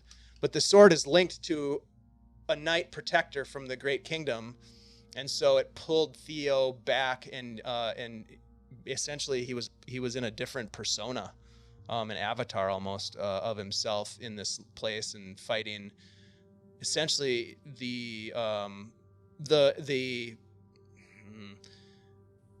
treacherous knight Sir Kargoth, who some of you might know that name, the original Death Knight. And so there was a scene where Theo was battling, and his friends were battling the Death Knight as he was making a pact with the Demogorgon. And so there's a whole, that would be a great follow-up mini campaign to come back to, or full campaign for that matter. Mm-hmm. That could be really fun. Yeah, that's a good one. Anyone else?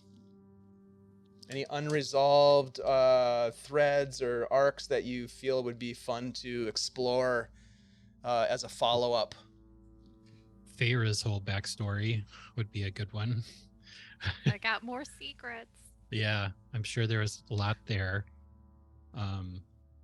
As far as Runar is concerned, he, like, especially in the finale, him seeing Zolek in that place, in his form, he would have been like, what the fuck did we do? We have to go back and fix it.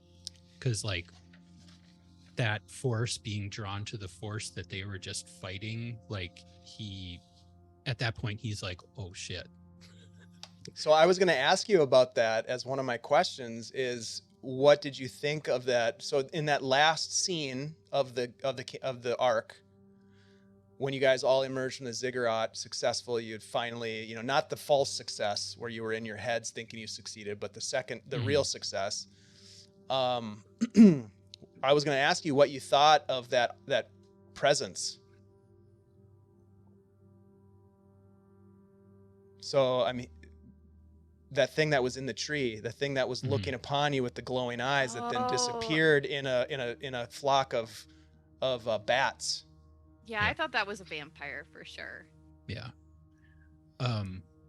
Well, Runar definitely would have recognized him, I feel like. And, like I was saying, seeing him drawn to the place that we had just, risked everything to go into and fight, like, he would have seen these, like, this joining together of just horrible, monstrous forces, and he would have been like, oh shit, Saltmarsh is really probably in trouble. So he probably would have felt obligated to go back. Do you think that's where he's headed right now? Like back to Saltmarsh? I think right wrongs? he would help out on Feyre's thing. Like he would make his way back, Yeah. I think. Okay. I guess I don't know. It depends. I don't know. Yeah. But yeah, I think the crew would come first for Runar. But that would be lingering kind of in the back of his mind. Oh yeah, like he'd want to go there. He'd want to go back. I like it. I had a question kind of along those lines for Ashley too. Let's see, where is it? So in that last scene, well, so there's two things. The last scene, I was wondering, like, if I made it sort of explicit about what Feyre noticed there enough where you picked up on it. Like when you all came out of the ziggurat and there was she saw Tarn. Okay. Okay. I never had it, like we were already, feel like we were already over time and like we're trying to like wrap it up. Well, I never intended us point, to really go into it. Like I didn't want to go there. I wanted it to linger. And so that's Sure. kind of, so now I'm wondering like what would Feyre have done at that point? I'm sure she would have gone over to, to see what was going on and like he shouldn't even be here. So, maybe he was looking for her. It's been a year since they parted and who knows what's going on.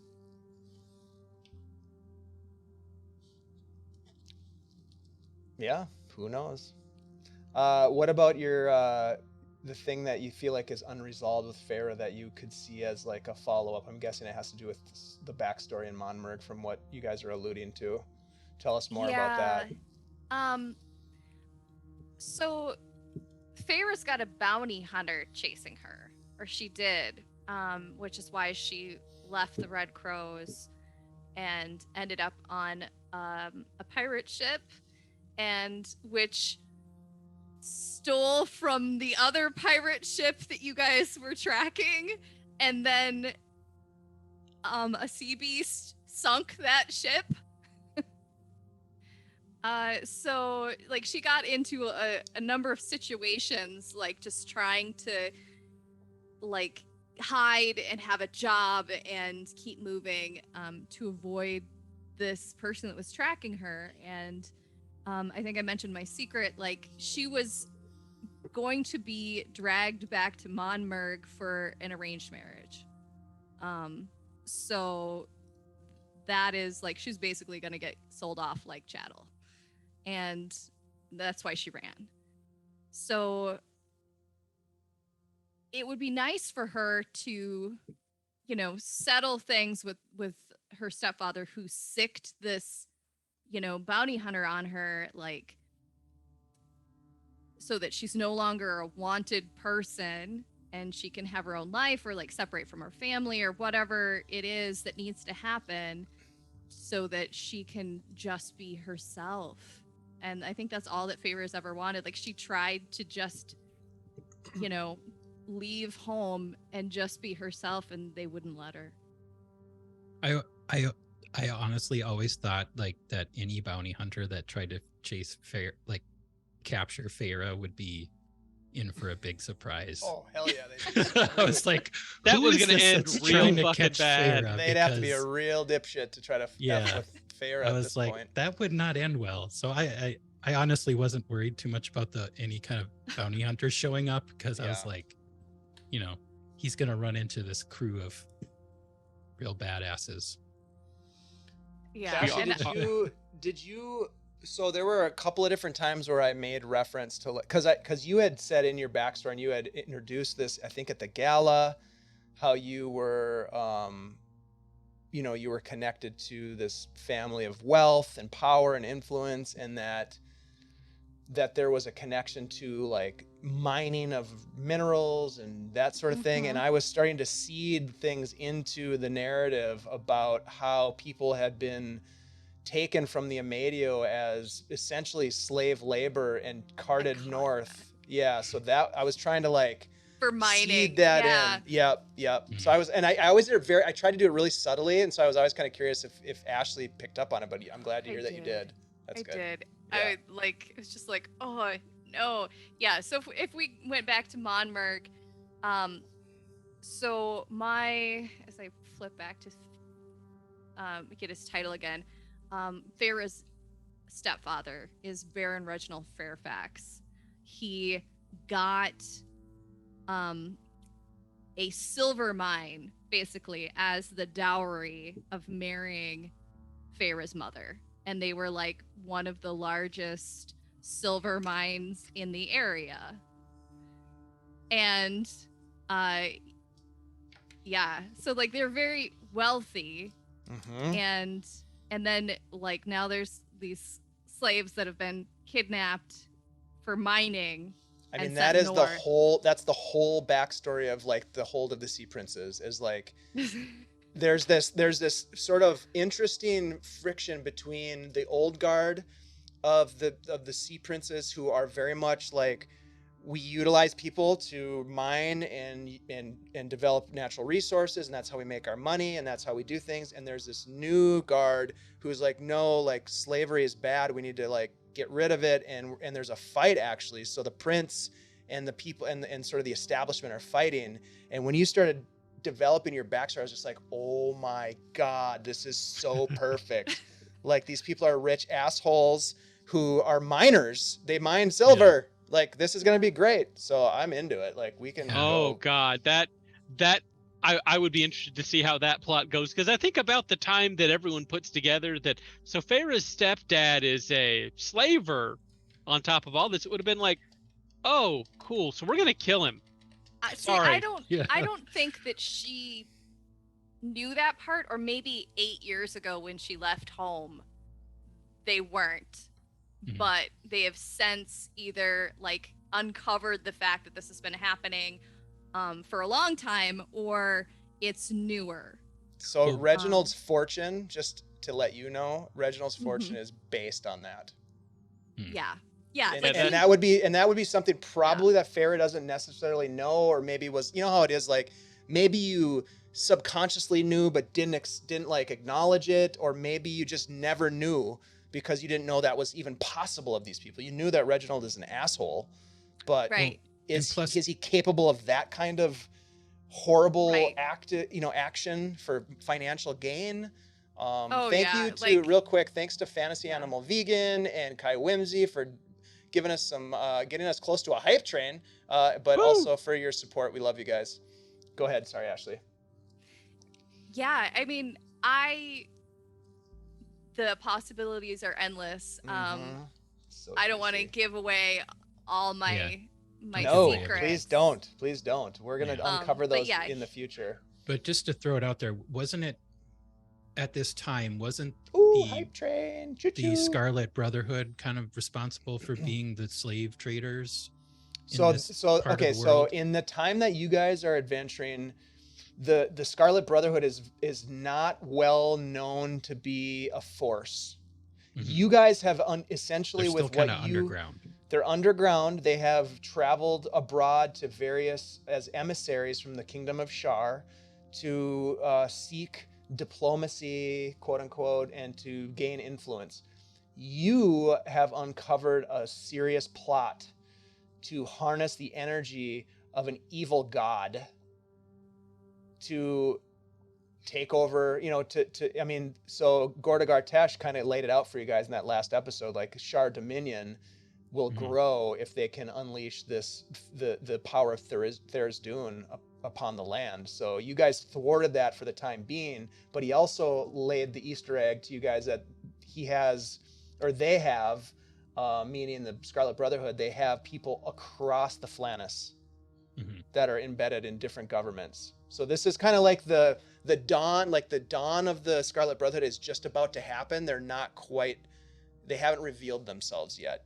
This is the dawning of the age of the Scarlet Thank Brotherhood. you all for jumping in on this hype train. We appreciate you guys so Heyo. much. Thank you.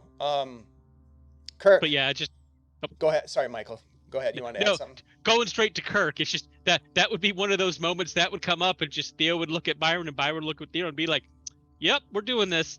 Mm-hmm. Kill the slavers. I guess we're gonna paint the world red.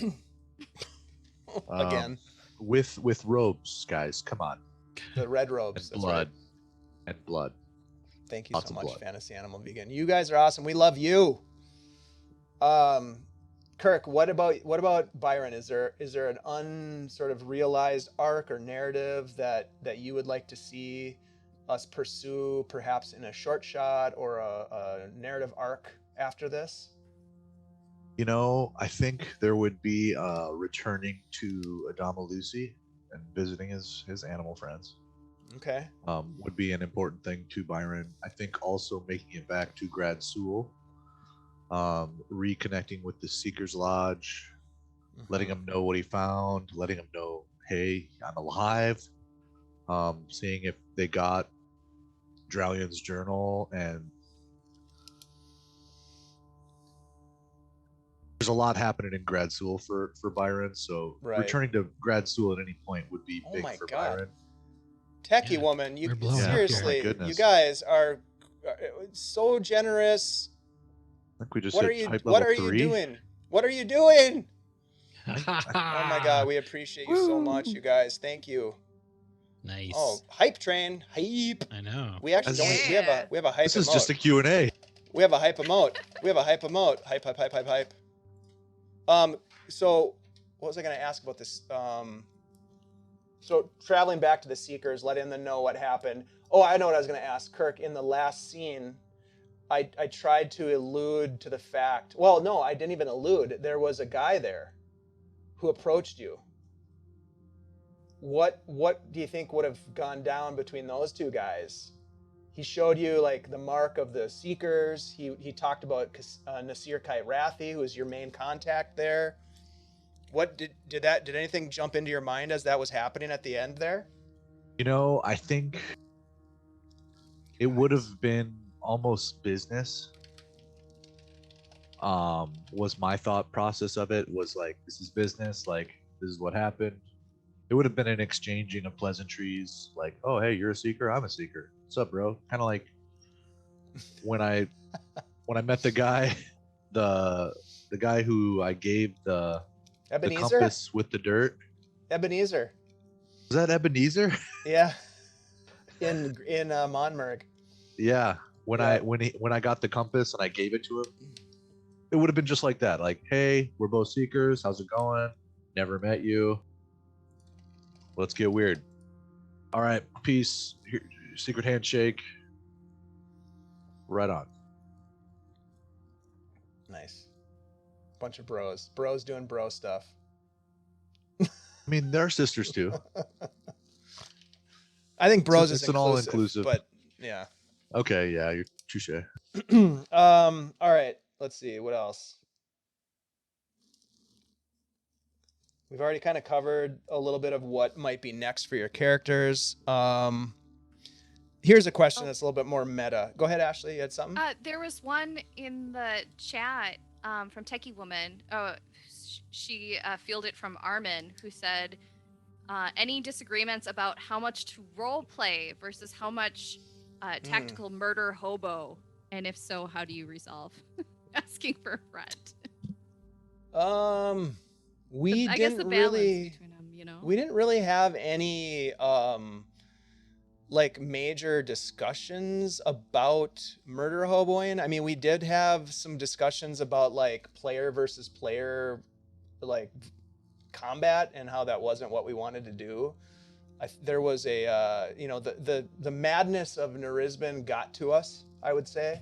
Like I think as players and as the DM, and I take full responsibility for this, like there was a lot of psychological baggage happening in Nerisban, and it seeped into some of the interactions that we had around the table. And so we did. I mean, we had to address it. We talked about it offline. Like we had a very adult conversation about it where we talked about how we were feeling about it, and I thought that really helped to resolve the challenges. So I think after that experience, which was not easy by any stretch of the imagination, but it's bound to happen with a table of people who play for 2.5 years, where something happens that sort of makes it a challenge. And the most important thing you can do is like acknowledge that it happened and have a conversation. and don't have a conversation. I tried really hard, so I had to kind of facilitate, and I tried really hard to make sure that it wasn't like where we were, talking about what other people did, but about how we felt about what happened. And I think that was helpful to me to gauge everybody's feelings about how they felt, but also to keep it really about this is how I feel, not this is what you did. And I think that's helpful when you, in any sort of a conflict that you might have to resolve with people, whether that's in a game or it's in real life or any other conflict, it's like, this is how I'm feeling right now.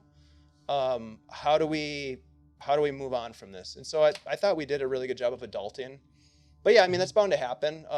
Yeah. Armin, I don't know what the specific, thing is that you're asking about, but I don't think we ever really murder hoboed stuff. Yeah, maybe like a collision of play styles, maybe is what he means. Yeah, I think Yeah. he's talking about like how much, just play acting versus how much battles we do, and like how do you get the. I thought we just balanced it Good. really well. I misinterpreted that too. I definitely there was like a a- mix. There was a long time where I thought that you, like when I first started DMing, where I thought you had to have a combat in every session to make it interesting to people. But then I started to realize that after playing with all of you who are awesome at role playing, it was like, no, like you can have a whole episode of role playing without almost any rolling of dice, and it can be some of the best gaming that you do around the table. So for me, that was really cool because it didn't put as much pressure on me to always have a combat encounter. Because combats take a lot of prep. Combats take a lot of prep. They eat time. Like they really, especially in 5th edition, they really bog down the pacing. But they're super fun, and you obviously want to incorporate. But there were times where we'd go, maybe one or maybe 2 episodes where we didn't have a combat, and then we'd have some epic battle. That We had kind a of couple thing. episodes where it was just all fighting too. That's true. That's very true. I do want to say, when I first started playing at this table, our first 2.5 sessions had 0 combat. When I first started playing, when I was Farendir, when I first met Andy, when I first met Chad, this is before you, Theo, this is before Feyre, but it was just the 3 of us. We didn't have any combat. It was just RP. And that's after those 2 sessions, that's when I knew this was the table that I'd been looking for. Because combat's fun. I love combat, and it does play a part. Narratively, it's a means to an end, but you need a narrative to make combat fun. Mm-hmm. Yeah, you don't want to just have a fight for the sake of having a fight. You want those encounters to have a purpose. Random encounters are great, but I like to make sure that the random encounters tie to the narrative somehow. Yeah. Whether you know that's going to happen ahead of time or you have to figure that out afterwards or during, they should forward the narrative, I think, personally. But go ahead, Ashley. Yep. I mean, I think we have a great table where we have people that are willing to role play and willing to get into role play and willing to get into battles. So, like, if you are ever playing at a table and you do role play or you do battles and somebody is checked out, and like you can tell for sure, like they've got their phone out, like they're falling asleep the whole time, they're not participating, like, like these are games in the real world with lots of different people. Like, it's quite common. It's very common. But like, we've got people who are willing to do both, who enjoy doing both, who want to like do cool spins and things when they're fighting, and they want to like open 100%. Their soul when they're trying to pretend to be some weird character in a book. We just got really lucky. I gotta interrupt, Ashley. We just got rated by Lord Gazumba and company, and you guys are so awesome. Everybody knows Jay and what he has done for the community for Greyhawk, but if not, there's a link to Lord Gazumba's Twitch. Please give them a follow. Thank you so much, Asher. Good to see you. We're just doing a sort of a wrap up of our 2.5 year. Now, this is nothing like a 42 or 43 year, Jay. I don't know what you've got going over there, but it's in the 40s. You guys are old. Just kidding. Love you all. We're just a bunch of youngsters, 2.5 year story arc. Our campaign will continue with some new characters and some new adventures, and we've just been talking about how we're going to come back and revisit some of the storylines. I've been taking like copious notes as you've all been talking about what you want to do next with these characters, so I'm super excited. And then we've been fielding questions from the audience, and we've got a bunch of questions that our Discord folks sent to us. So thank you all for being here. It's always awesome to have you raid, and if you want to give us a follow, we'd appreciate it if you hang out and chat and ask us questions. Phantom NJ's here. Welcome. Thanks for the sub. Dark Elf Twilight, thank you so much. All right, so let's see. We've got some more. Oh, this is a good one. What was the most enjoyable? I think we've already kind of asked this, but what was your favorite NPC or baddie that you encountered in the last 2.5 years? I already know what Kirk's gonna say because Kirk already answered. Yeah, I'll go first. Yeah. Dan Various, to me, Dan Various. that Australian accent, the always. It's all right, wondering mate. It's all right. if She's my a beaut. friend or my enemy. The suspicion, the loyalty.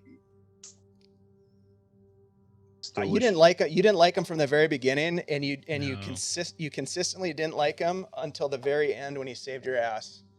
Then he didn't like me, That's right. and you know what? That makes sense.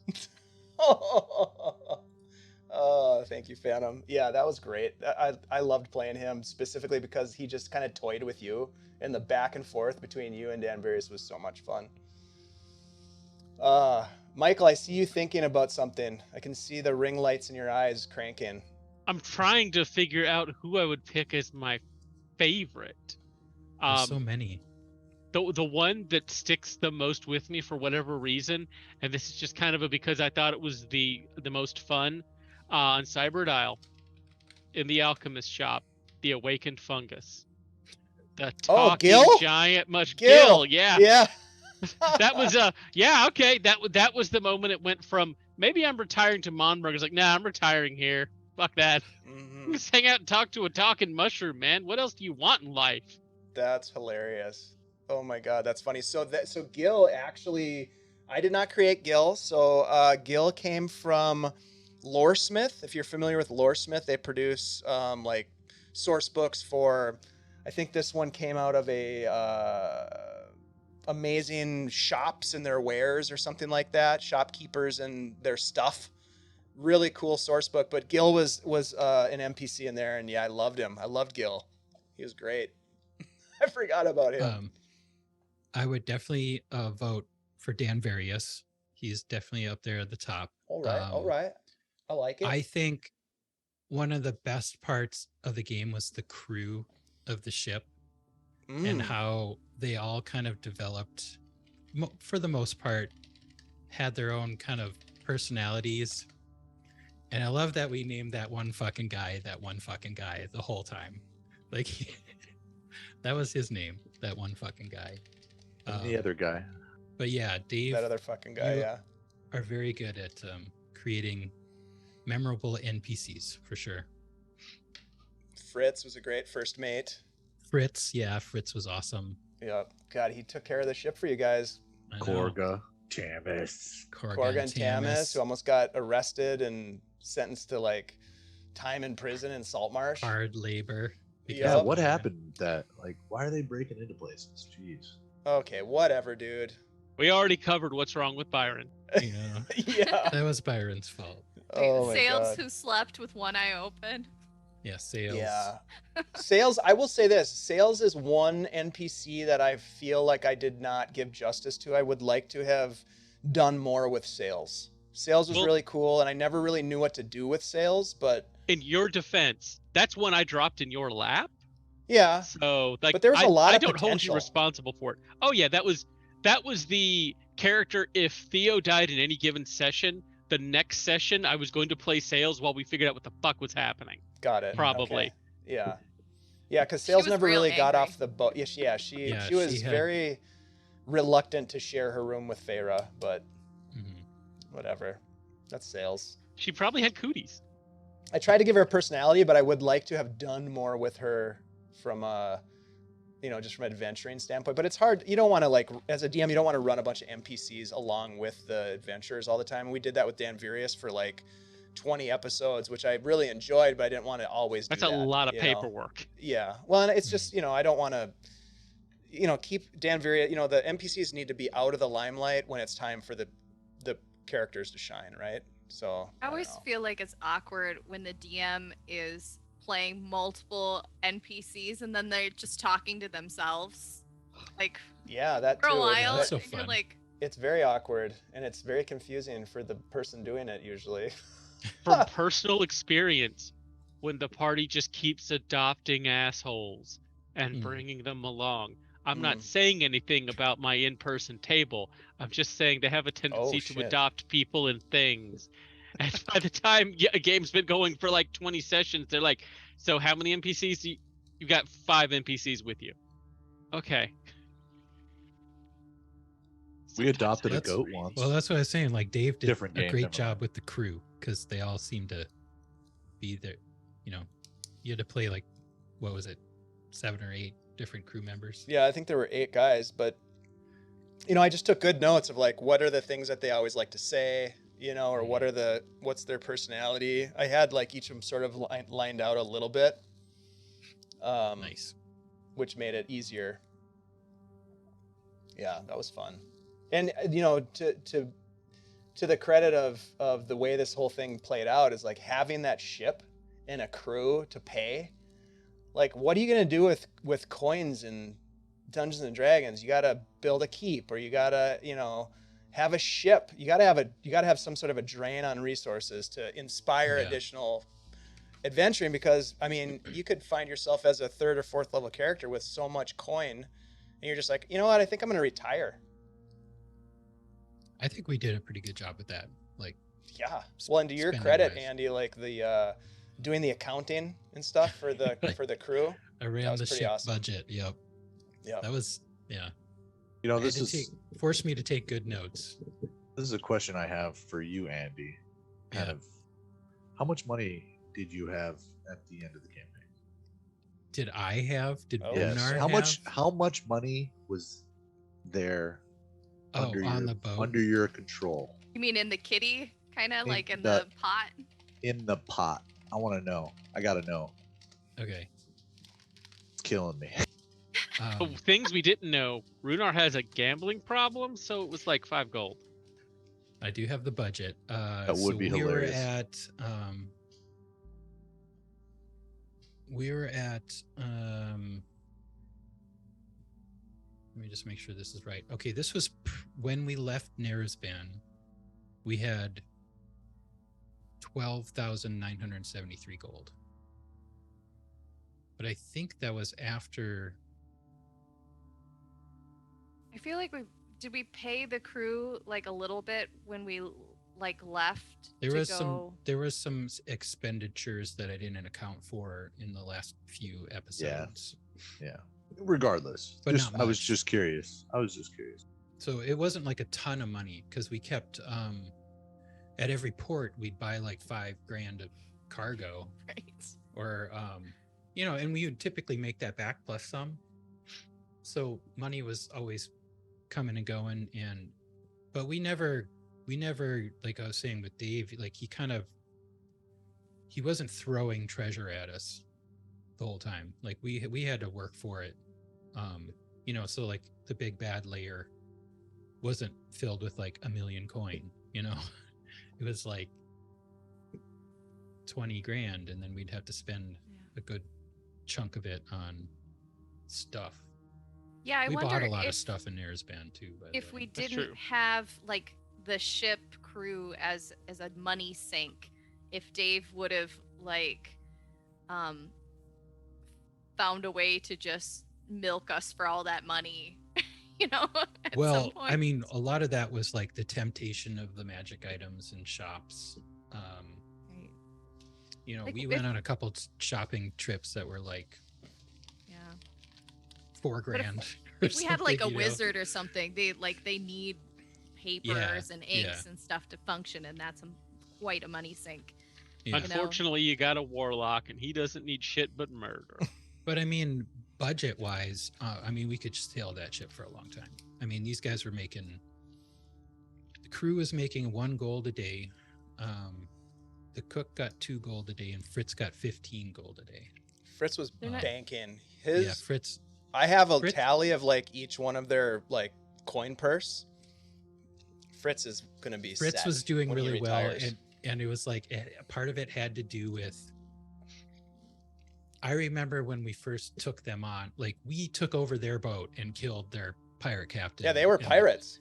And we found these guys hiding in the hold of the ship, you know. So at the time there was 3 or 4 of us, and we were like, how are we going to sail this ship? Do you guys want a job? They were like, I don't know, please don't kill us. But Fritz, you know, he was the head guy, and in my mind I was like, let's pay this guy what he wants, and the rest of the crew will fall in line. So I remember that was a thing, is like Fritz said what he wanted and we just paid him. Like I didn't argue with him. Yep. I didn't try to talk him down. I was like, okay, you're hired. You know, we never got those satisfaction surveys back from the crew. Oh, that's funny.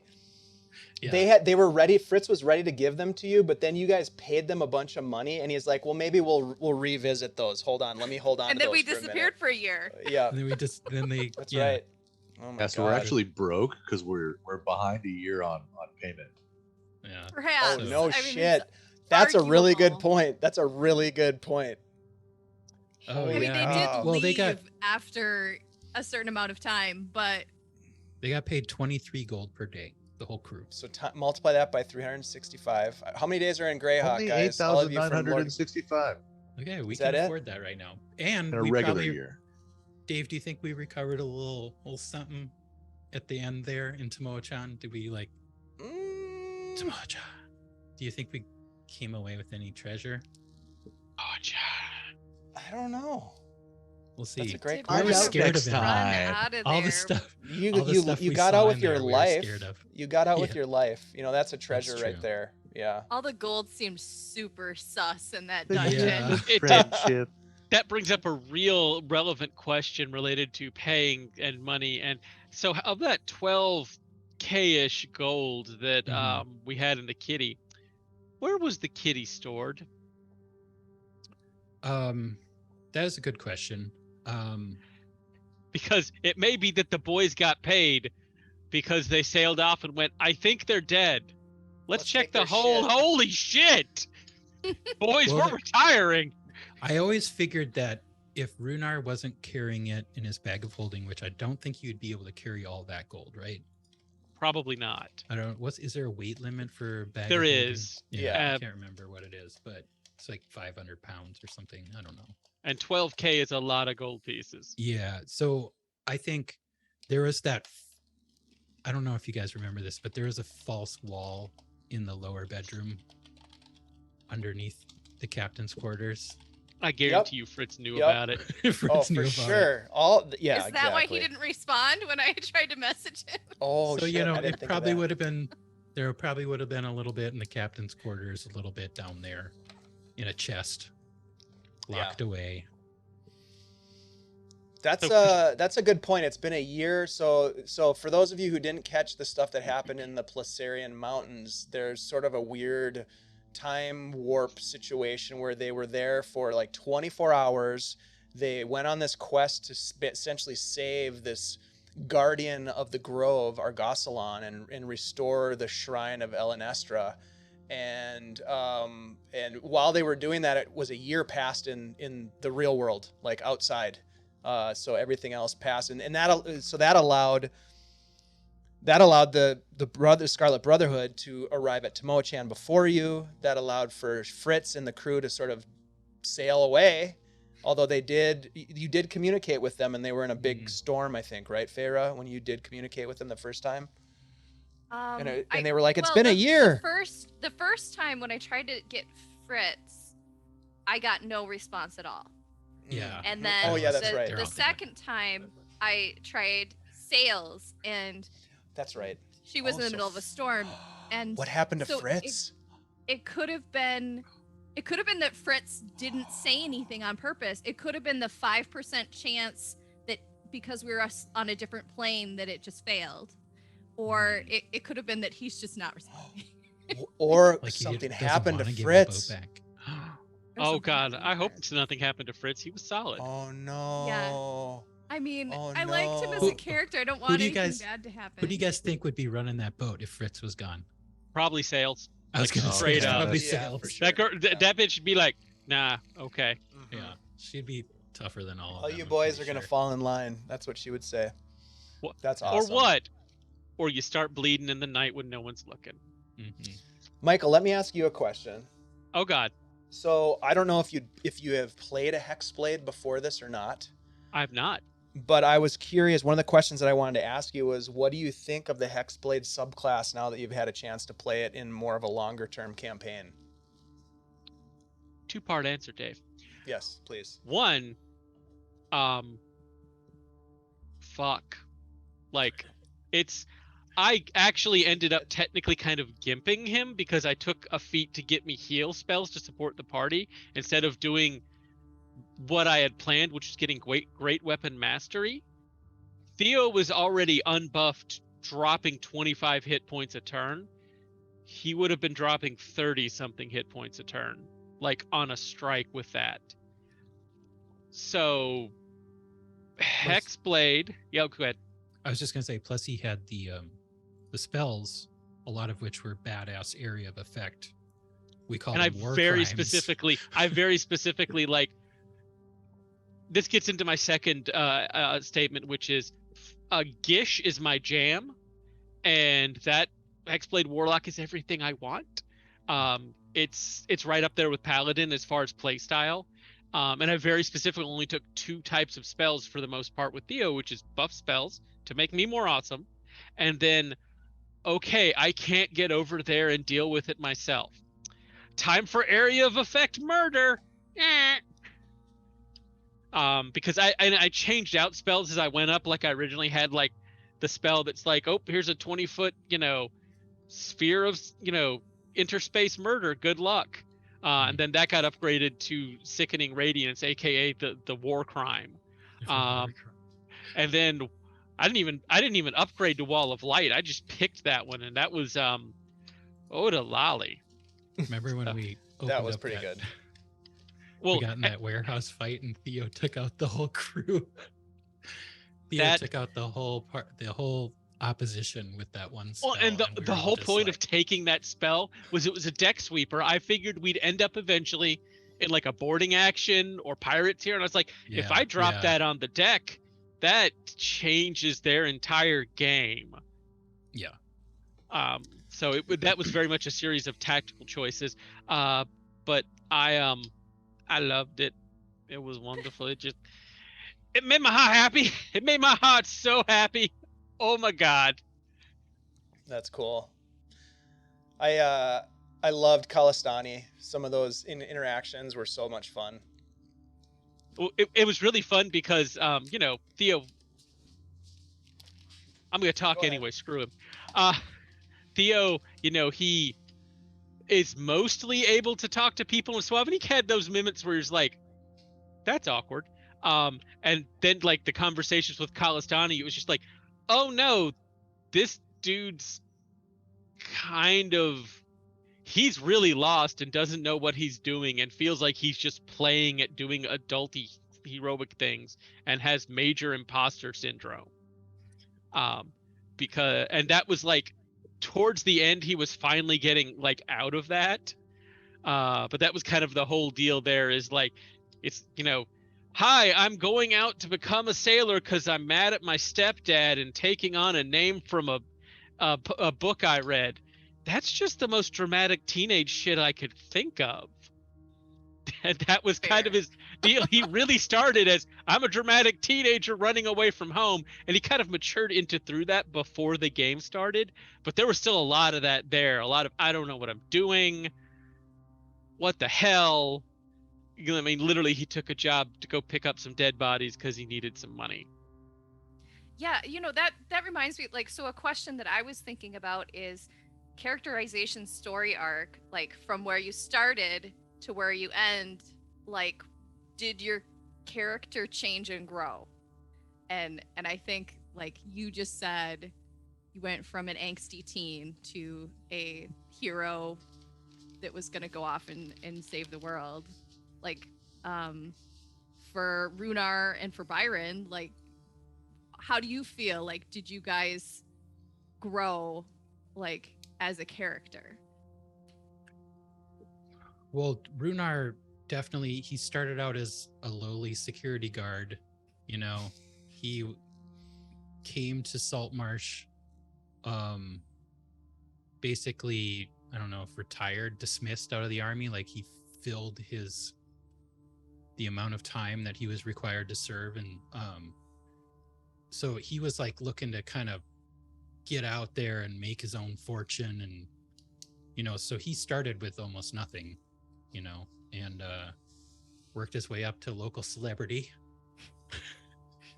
It went to his head a little bit. They stole a pirate ship. And then he became a captain. I believe we technically commandeer at that point. And then he became a captain, and then he started invading, you know, hostile creatures on behalf of the Navy. You know, so like he started taking on more and more. So yeah, I think he grew a lot. Being in charge of these crazies. And Byron?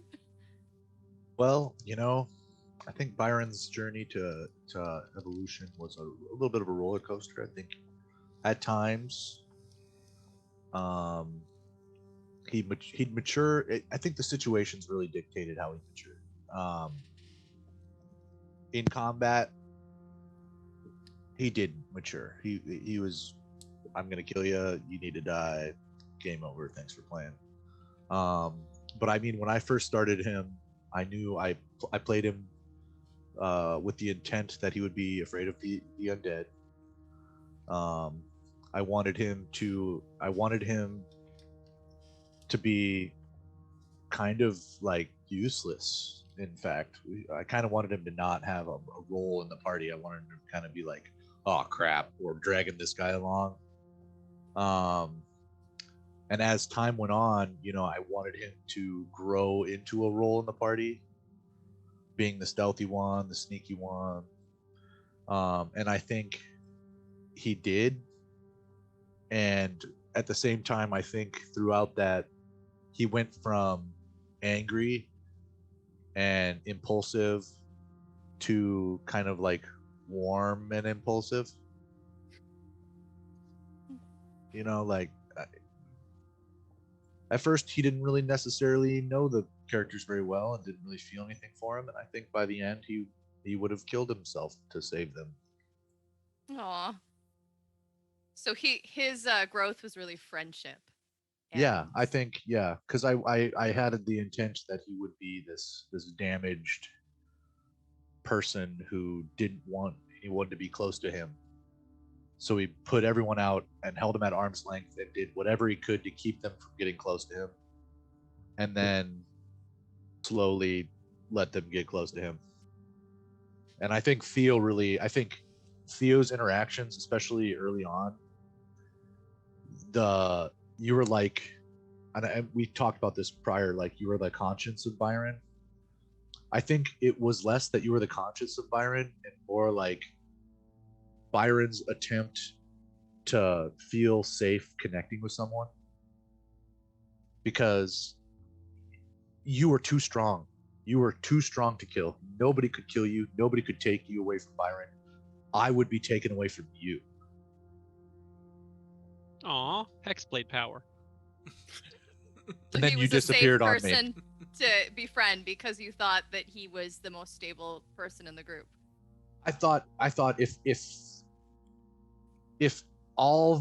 anyone was gonna die, it wouldn't be Theo. It would be, I would have to die before Theo could die, because Theo's stronger than Byron from start to finish, I think.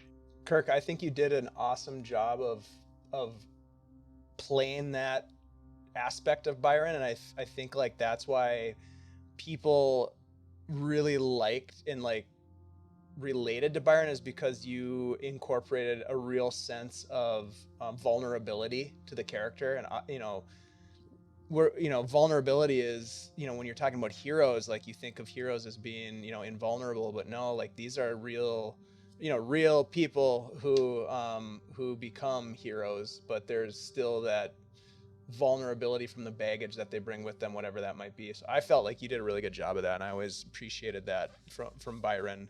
And it surprised me in a lot of different scenarios that when it would come out. I wasn't surprised that it came out, but it was surprised when it came out in different scenarios. So I thought that was really cool. That's part of the reason I really liked Byron so much. I love how Byron thought, that Theo was just very powerful and couldn't die. And it's like, I feel like Theo was the one that got to the fewest hit points on a regular basis because he kept doing the stupid shit. Yeah. Like straight up. Here's a question for you. Here's a question. How many, if anybody gets this right on the head, because I actually kept track, how many times did Byron have to make wisdom saving throws? Does anybody know how many times he was asked to make a wisdom saving throw? Anyone in the chat? Let's hear it. If you've got any guesses, or players, if you have any guesses. 40 or 50, somewhere around there. Okay, it's a good guess. Maybe like 45. I'll go 45. Okay. Kirk, do you have a guess? You were rolling the dice. I'm still counting in my head. What would most of the wisdom saves be for? Yeah, what were those for? I would say like 71. I'm going to put out there, just to have someone say it out loud, 69. Dude. Nice. See, sometimes you got to be 12. He was yeah. It's hard to say. There's some good guesses here. Phantom NJ says 23. Techie Woman's thinking it's close to 100. The actual number, do you guys want to hear the actual number? Yes. 73. Woo. Kirk, you said 71, Kirk. I think, didn't you? I did. Yep. Closest without going over. Guessed it. Yep, that's like the Price is Right winner right there. Yeah. What were they for? Oh my goodness. Oh, I mean, so Dread. many reasons. Well, The Whisper. Yeah. You Whisper got into a lot. You got into a lot with in danger. You were so situations. curious, like you picked up things, yeah. You investigated things, you looked at things that normal people would turn away from. Okay, so it wasn't like a weird overarching, he had to make wisdom saving throws to keep himself from going into a psychotic sometimes that was part of it. Mm-hmm. Sometimes that was part of it. Like there would be certain things that would happen in the narrative of the game, decisions that you would make, and it would, in my mind, it would trigger a possible response from Kirk from Byron because of the shit that he'd gone through. Might also cause a reaction from Kirk. Yeah, Possibly. Every time that I went into that vision of my people dying, Mira, I failed Nina, a wisdom save. Yeah. Oh, okay. Yeah. Yep. I tried to bring that. I tried to bring that in subtly over the course of especially the Nerizbin stuff. Nerizbin was dark, y'all. That was some dark shit. Yeah, we got into it. That was pretty dark. That was a little bit of, if anybody's looked up or is familiar with the idea of the false Hydra. That was I pulled a lot of ideas from that. We had a conversation about what I was gonna do, and you were like, "Hey, don't look this up." But have you ever heard of the false Hydra? And I went, "No, I haven't." He was like, "Okay, cool. Don't worry about it." And I immediately went and looked up the false Hydra. Yeah, I knew you would. But that helped us. So much to do in Nerisban. Like that's why we got stuck there. Oh yeah. There was a lot of information, and I think at one point we got a little paralyzed with what to do next. You went back to the same spot like twice or three times at one point, and I was like, okay, we went to the store like 4 times. We knew there was something going on with Leonardo, Dory, but we didn't know how to resolve it. Yeah. Leonardo's Shop of Curiosities or whatever. Yes, we went. We all knew how to resolve it. Yeah, I mean, we needed to kick something off. Like something needed to happen there. Yeah. Oh my God. Yeah. So. Yeah. Got any more questions on there? I was gonna add something to that, but I can't remember what it was. Let's see. This is the last question that I have, unless there's questions from the chat or if you guys have questions. This is the last question that hasn't been addressed. What you got? If you could go back and change one decision that your character made along the way, or you as a player made along the way, what would it be and why? Killing Faye, your final answer. Wait, Killing no, Feyre? that was the joke. Wait, that hasn't happened yet. Hey, Or has it? or has it? Saying clearly I should have. Man. Anything that you would do different, like any big thing that you think you would go back and change? Oh yeah, I've got one. It's easy. Not attack the vampire. Oh yeah, that's I mean that's a no-brainer. That's a no-brainer. Yeah, we could still have. I got that a bard freebie with there. us. God, I know I made a lot of bad decisions. We all did. That's the fun Yeah. of Dungeons and Dragons. Well, not all of us. Yeah. Oh, sure. Well, I mean, especially like my inexperience as a player, like there were several instances, especially in our first season, where I was like, oh, I could have done this or this or this. Like, Yeah. you know, so I have some regrets about like tactical decisions that I made just because of inexperience, I think. But you were also like a first or second or third level character, and they're gonna make bad decisions. So it actually fit okay. Yeah, I'm trying to think. First level characters are not always gonna make the optimal decision. I was a little Yeah. mad at myself for taking the Elven accuracy at level, like with my level 9 character, because I didn't use it until I got that bow. And then I The got the oath bow, bow. and then I was like, oh, thank God I have Elven accuracy. Yeah. Yeah. Yeah. You were playing the long game. You're playing the long game. Yeah, I mean, yeah, I don't know. Jeez. Maybe there isn't anything big. I could mean, do that's over. okay. Like, Yeah. If you don't, you're just living your best life. I think Fine. the thing that I probably would not have done is made that the what is it called, Michael? The torque of Bragan. That magic item you It's gave too much. Theo. It's too much. That thing is amazing. Like That was- what is it? Undead Basically, aberration. it's protection from evil all the time. Yeah, that's too much. Like I think that would have been great as like a thrice per day thou mate invoke and get protection from evil. But constant just yeah, that's rough, bro. that was too I much. think it should have given anything celestial advantage against you. Well, that's why Maybe. we don't pick fights with celestial things. Yeah, right. Never got that out. Yeah. Trying to think I think of- there was a time where like the first Oh. first well, 2 seasons, or like the first, like while you guys were in Saltmarsh, there wasn't a lot of like cool magic items that you guys ran into. mhm. Once you got to Cybrit, that's when you guys started to find like some really cool stuff. And as you guys gained more levels, you started to find cooler stuff. But that is the one magic item, Michael, where I was like, oh, maybe I shouldn't have given that to him. That's too good.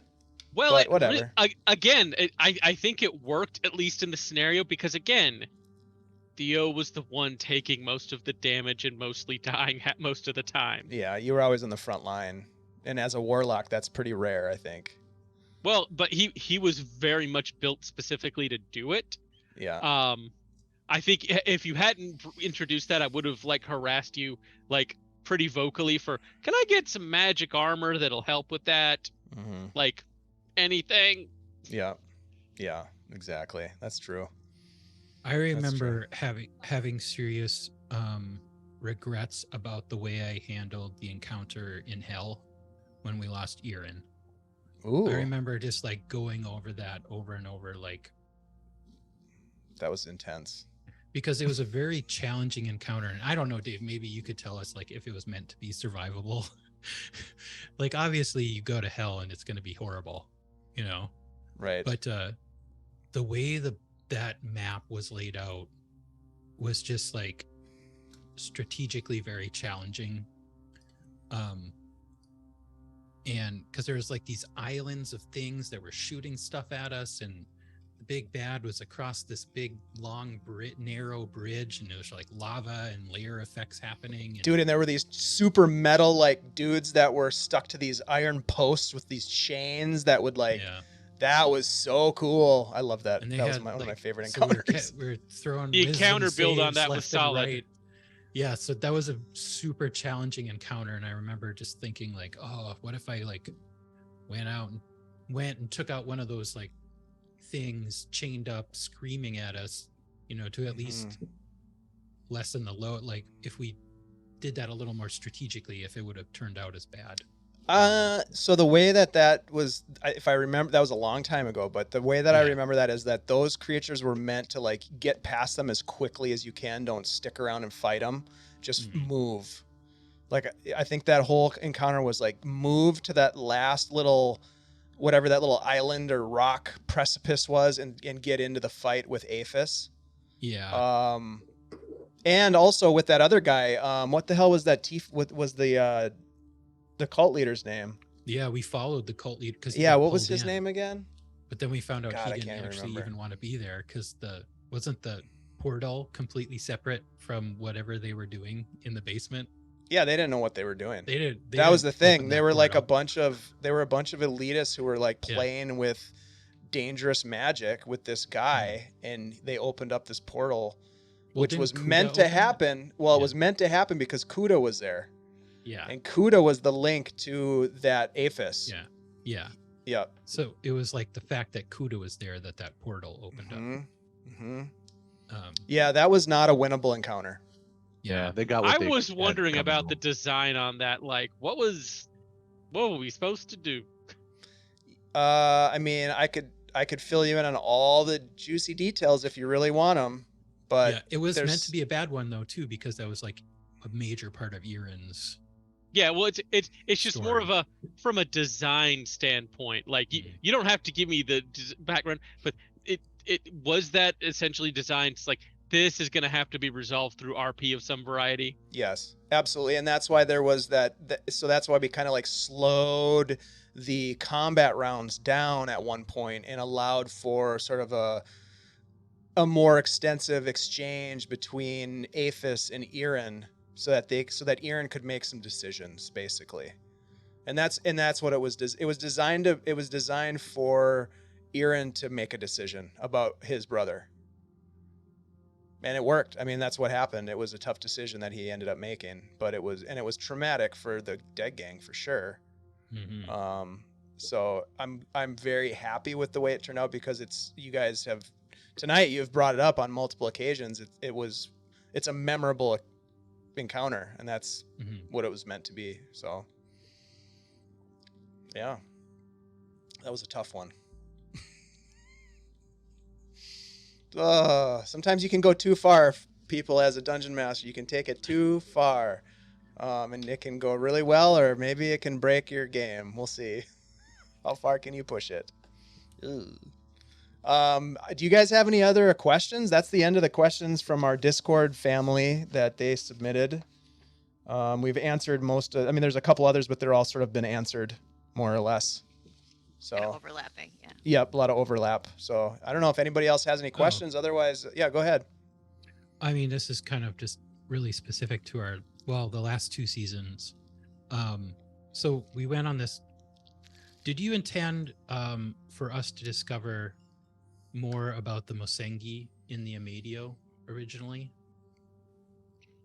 Well, yeah, if we think back to those episodes when you guys were learning about Mosengi when you're on Cybert Isle and where that came from, it came from a part of the Amadio jungle to the west, the Indikara Valley, which is kind of on the western side of the hook of Amadio. You guys were on the eastern side looking for Tomoe-chan, but there's a whole additional sort of thing that could have been explored there for sure. I didn't intend for that to directly tie into Tomoe-chan. Okay. That's just another kind of thread that's out there. Right. Well, you know, I would say one of the hardest things about the campaign was having a deadline for wrapping it up. Right. That was hard.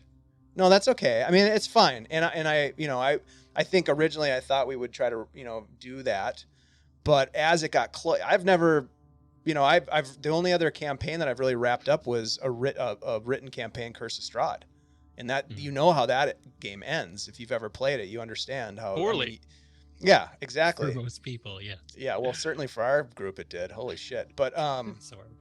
another traumatic ending. Wow. But this one, because it was a lot of homebrew stuff, like there was a lot more that could have happened, and that's why, like, when you guys got to the Placerian Grove, like, I could put that map up actually. The Placerian Grove was just designed to be sort of a starting point for you guys, not the point where you would actually, I never showed you this map. Let's see if I can find it.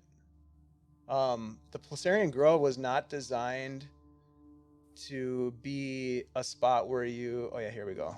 Let me get the map screen here. So did I ever show you guys this map or no? No, I don't think so. Okay. I don't. No, I'm I waiting don't for it to think come up so. in Twitch. Are we in Roll20? It's in Roll Roll20. It's in Roll20. Yeah. Oh, let me Yep. open my Roll20. But then. it's also up on the Twitch stream here. Oh So no, it's- I did not see that. It's like a hex map of our map, but it's Yep. got, you know, So Trees and originally, I kind of thought we would spend more time in this region of the Amadio, and so this is ripe for another adventure, which I'm super excited about to do that. And maybe we'll do something else. But you know, like the falls, you guys got information about the Netzottel Falls from Argosalon when you woke him up. But you guys were in the Placerian Right. Mountains. This is the grove that you were in. And then I was like, well, how do we figure this out? Oh, time warp. You guys have been here for a year. And so I kind of just, that was not planned. But then I needed a way to, because the whole idea that I wanted to play with was that you guys were searching for Tomoa-chan, but so was the Black Brotherhood, right? The Right. Blackthorn, the Scarlet. They were trying to find it, and you guys were kind of racing to find it. They had been on your, you know, I alluded to the fact in that last battle with Gorda Gartesh that you had guided him to this place. Like you had found all the pieces, Runar. You and your gang had sort of like given him what he needed to find Tomoa-chan, and so I was that's kind of the way we went, and that's what I was looking for in the game, but I didn't think we'd have to do it so quick. But there's the Placerian Mountains, and then like there's the Zaktala T River, which would have been like an area that you guys could have traveled the river. There's this, if you can see right here, there's like an old tower on the Huaywash Mountains, and there's the Zuma Rift, which possibly I don't fully know what all these places are. I know I have like a paragraph about each one of these places, but that's it. So I kind of know what the Zuma Rift is. Kothui Peak, there's a ruins there. And then like maybe, I don't know, the Tomb of Annihilation, or, there could have been a crazy dungeon crawl there. Stay And then tuned. Yep. And then finally like Tomoa-chan up here. So there was there was an additional probably 20 to 30 episodes that we could have played here. But it was time to kind of get there, and, we were going to lose Michael, and I didn't want to do this without him. So that's kind of why I made some of the decisions that I did at the end to try to just sort of get us there so that we could do that. I think it's still, pacing wise, I think it still worked out okay. But there's a lot more that could happen in this region. I think I'll probably use this map for some sort of an adventure someday. Heck yeah. Yeah. Dave. Yeah, Andy, maybe go. you can whip it out for like the virtual Greyhawk Con or something. and Yeah, just do a right. little Absolutely. one-shot out there. Absolutely. Yeah. I mean, the Zuma Rift looks like some serious shit could happen there. I mean, Dave, was there a that shit. tie-in with the blood spear and that oh those yeah. ruins right in the middle of the map? McCann to Oh Kootley. yeah. Yeah. There was a tie-in. Oh You yeah. don't have to tell me much. No, I won't. But there is a tie-in with that. I mean, that was from the ruins that you found on Cybert Isle. What were they Yeah. called again, Kirk? The It wasn't the McCann to Koot, not the Pinyara. Pinyara Pinyara ruins. ruins. Yeah, Pinyara ruins. Yep, those were found in Pinyara ruins, and that was an Ulman temple, just like The Tomoa-chan, just like Kothui Peak. All of those are this is all Ulman territory. So those are ancient temples that and the held all lore- kinds of knowledge. Yep. The lore was that this awesome, badass leader that had this blood spear left the Amadio and settled Right. Cyberit, but part of that in that story there was like some mention of his followers hunting by night or something like that, or him hunting by night, and then we got that description Some of like vampire shit, probably. The Night Stalkers. Yeah, we got that description of the Night Stalkers from the elves, and I was like, ooh, that sounds like his folk. So you not to 100% oversimplify this, like there is a hardcore tie to, well, you heard the god's name Kamazats when you encountered Zolek, and that is an Olman god of death, and it takes the shape of a winged bat creature, and very much like when you guys were at Tomoe-chan. Oh, yeah, those we things saw the bat all that over the came place. out of the wood, the forest, as you were setting the things up on the pedestal, you were putting that sextant device up, like those are all vampires. It was like a horde of vampires straight out of like World War Z. Yeah. Although those were zombies, I think, in World War Z, but you get my drift. There was. Oh, sorry. That was fun. That was a really fun episode to play, and I'm glad you guys played along with sort of the cinematographic. That word aspect of it. That was really fun. I have 2 questions. Yeah, please. Because we're running low on time, I'm gonna watch it. One, there in the Amedio Bay, were there actual tentacle monsters there? There was. Oh, the tentacle like monsters, on the map had the say? tentacle monsters, and we were like, you can't go in by land. We couldn't land closer to Tomoe-chan on account of the tentacles. You mean these guys right here? Yeah, those little guys. On our map, yeah. Yep. So this is the map. This is Riali's map. It's 3 fragments that were recovered by Dag and his team, and then fused together. So I don't know, Michael. I don't know. It would have been if you had. I think so. Basically, what I did is I put those there, so that because I know that you guys are. I know that you, Michael, specifically. I'm going to talk to you directly now, Michael. I know that you jump on Anna Meyer's map, this thing right here. Look at this map. It's a great this fucking map. Is beautiful. This is great. Oh, yeah, you got to show that. Here's what you see. I know you zoomed in and you saw this right here. I don't know if you can see it on the stream, but you can see Fort South Azure. Oh, yeah. You can see where Tomoe-chan is. So I knew I knew you would see that, and that's okay that Anna put that on there. That's fine. I saw that a long time ago too. Yep. But I wanted to sort of like have something there in case you guys were like, well, let's just go check out this spot over here. This looks like an interesting place to make landfall. And then I was going to be like, I got something for you. And then I was going to, and that's perfectly acceptable. Yeah. So that was a deterrent. And it worked beautifully. Yeah. Well, yeah. And plus, Second. Yeah. Sorry, Go ahead. I was just going to say it looks very coastal on the map. It's Anna's not quite map. that coastal. And it's one not we did. quite that coastal. Yeah. Right. Yeah. And by the way, Anna's map, so good. I think I have. Yeah. There we go. Awesome. Everybody go check out this map. There's the link. Support her on Patreon. She's creating a world map of Greyhawk on multiple scales, but a full world. This is just the Flannis and Hemp Monoland down here that she's expanded to. But she's expanding to the whole world, and she's doing like climate models, and I mean it's seriously deep stuff. But anyways, that's crazy. I'm up to 2 more questions now because I believe in chat. First question I was gonna ask, hey Ashley. Hey. Feyre seemed so excited and happy that Theo ran over to save her from being petrified. Is she just that happy that someone thought of her, or is she okay? We've been fighting the entire time that we've been on the ship.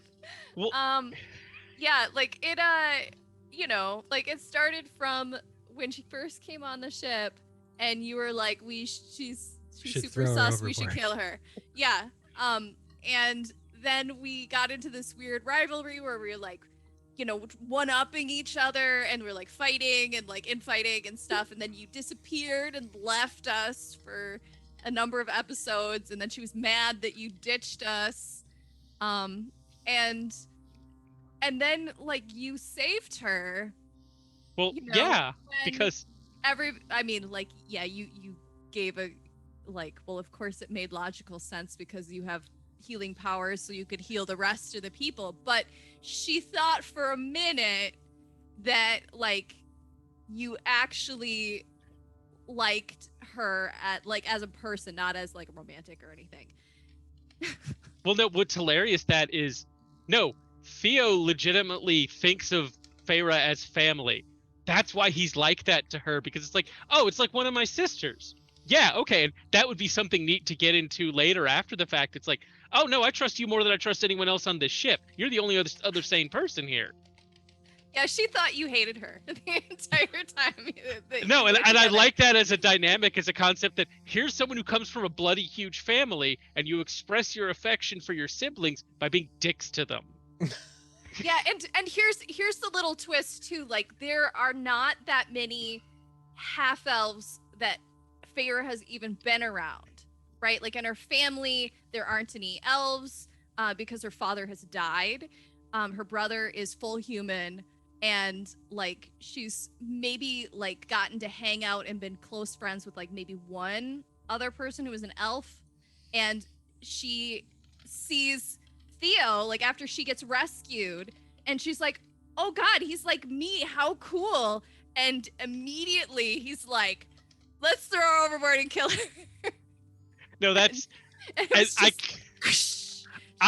kind of love that, and like we should have talked about that more earlier to kind of mind that, because yeah, that's because a lot of it is just the way like Theo was. It's like, no, I like her, so of course I'm gonna treat her, kind of poorly. That's what I did to all my sisters, and they thought it was cool. Again, Theo not always the most emotionally developed individual.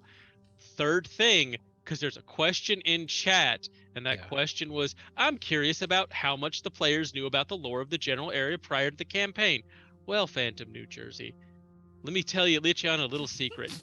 We didn't know fuck about shit. Like, we had never played anything in Greyhawk. Because I'm ancient and wicked and have been doing this since I was far too young, kind of knew what a Greyhawk was. It had passed my radar in the late 90s, but I didn't know anything about it. No, I could have read up on things, but I was like, you know what? The world is new. I don't want to metagame my way into like monsters and places and lore and stuff. I'm just gonna ask, like, what do I actually know? And DM's choice, as much or as little as he feels like my character would have known in this situation, and that's cool. Yeah, I mean, most of what I learned about Greyhawk was like on the job, like, what's Keeland? Oh, I'll go read about Keeland. So that sounds like a nice place. I wanted to learn about the things that Runar would have knew about, and the other stuff, not so much. Like, there's history, and that dawned on me like halfway through our campaign that, oh, we're actually in a certain part of Greyhawk history, and things are happening all around us, and we're in this like one little time slot, and I really like that about it. But no, I didn't know anything about like Tomoa-chan or Imedio or really heard some articles after about the Seekers. Really, after we left Saltmarsh, like I was like, oh, it's all new to me. Yeah. And I didn't want to. I think we did ruin anything. Yeah, I was just about to say it right along those lines. Is like I think you guys all did a really good job of not metagaming, because that can be so like just it breaks the immersion, in a game setting, which is okay in some settings, but like for this kind of stuff, like having the immersion as much as possible is what I strive for, and I think you guys came along for that ride, and so you guys asked questions and you maybe did a little research on your own, but you always kind of, it seemed like you guys were always good about checking in, like, would we actually know this? Would our character know this information? I just read this thing, or it's like, well, no, or yeah, or we discovered the Scarlet Brotherhood were a bunch of assholes, like, on our own. Right. What I right. mean? Like, I didn't know it before. I knew a little bit about the Scarlet Brotherhood. I won't lie. Somebody But not a that little much. more experienced might have known, but like I didn't as a player, and like Runar didn't. which is the And way it should be, because they're Yeah, I didn't that's- read about them in Greyhawk lore until like after we left Saltmarsh. I started reading a little bit more. But if I ever came upon like a Medio, I'd be like, oh, I'm not going to read that part because I don't want to ruin anything. Yeah, Greyhawk's cool because we're at one point in its history and it continues on to like 598, and beyond that now too. But we stumbled into it because again, the Ghost of Saltmarsh campaign book, the source book that came out, that's when it said is 576, and it's like I didn't really know until I came across Greyhawk Mike's stuff. I didn't really understand what we were getting into, and then I was like, oh, this is like a serious thing, and there's a lot of people who have put a lot of time into creating lore and content, and it was at one point super overwhelming, still is, but also like super empowering because there's so much content out there to draw upon. Right. So really, really fun. And the other thing too is like Greyhawk, make it your own. Like that's the whole point. Like we're in a different, you could consider it, we're in like an alternate dimension of the Greyhawk timeline. What you have done potentially with this plot by the Scarlet Brotherhood, you've thwarted this plot, has potential to change the trajectory of the timeline that we're in right now. It's kind of like that multiverse kind of idea. So on one timeline, it's like what the published material says, but in our timeline, it's gonna branch off and go a different direction. So it's kind of cool in that respect.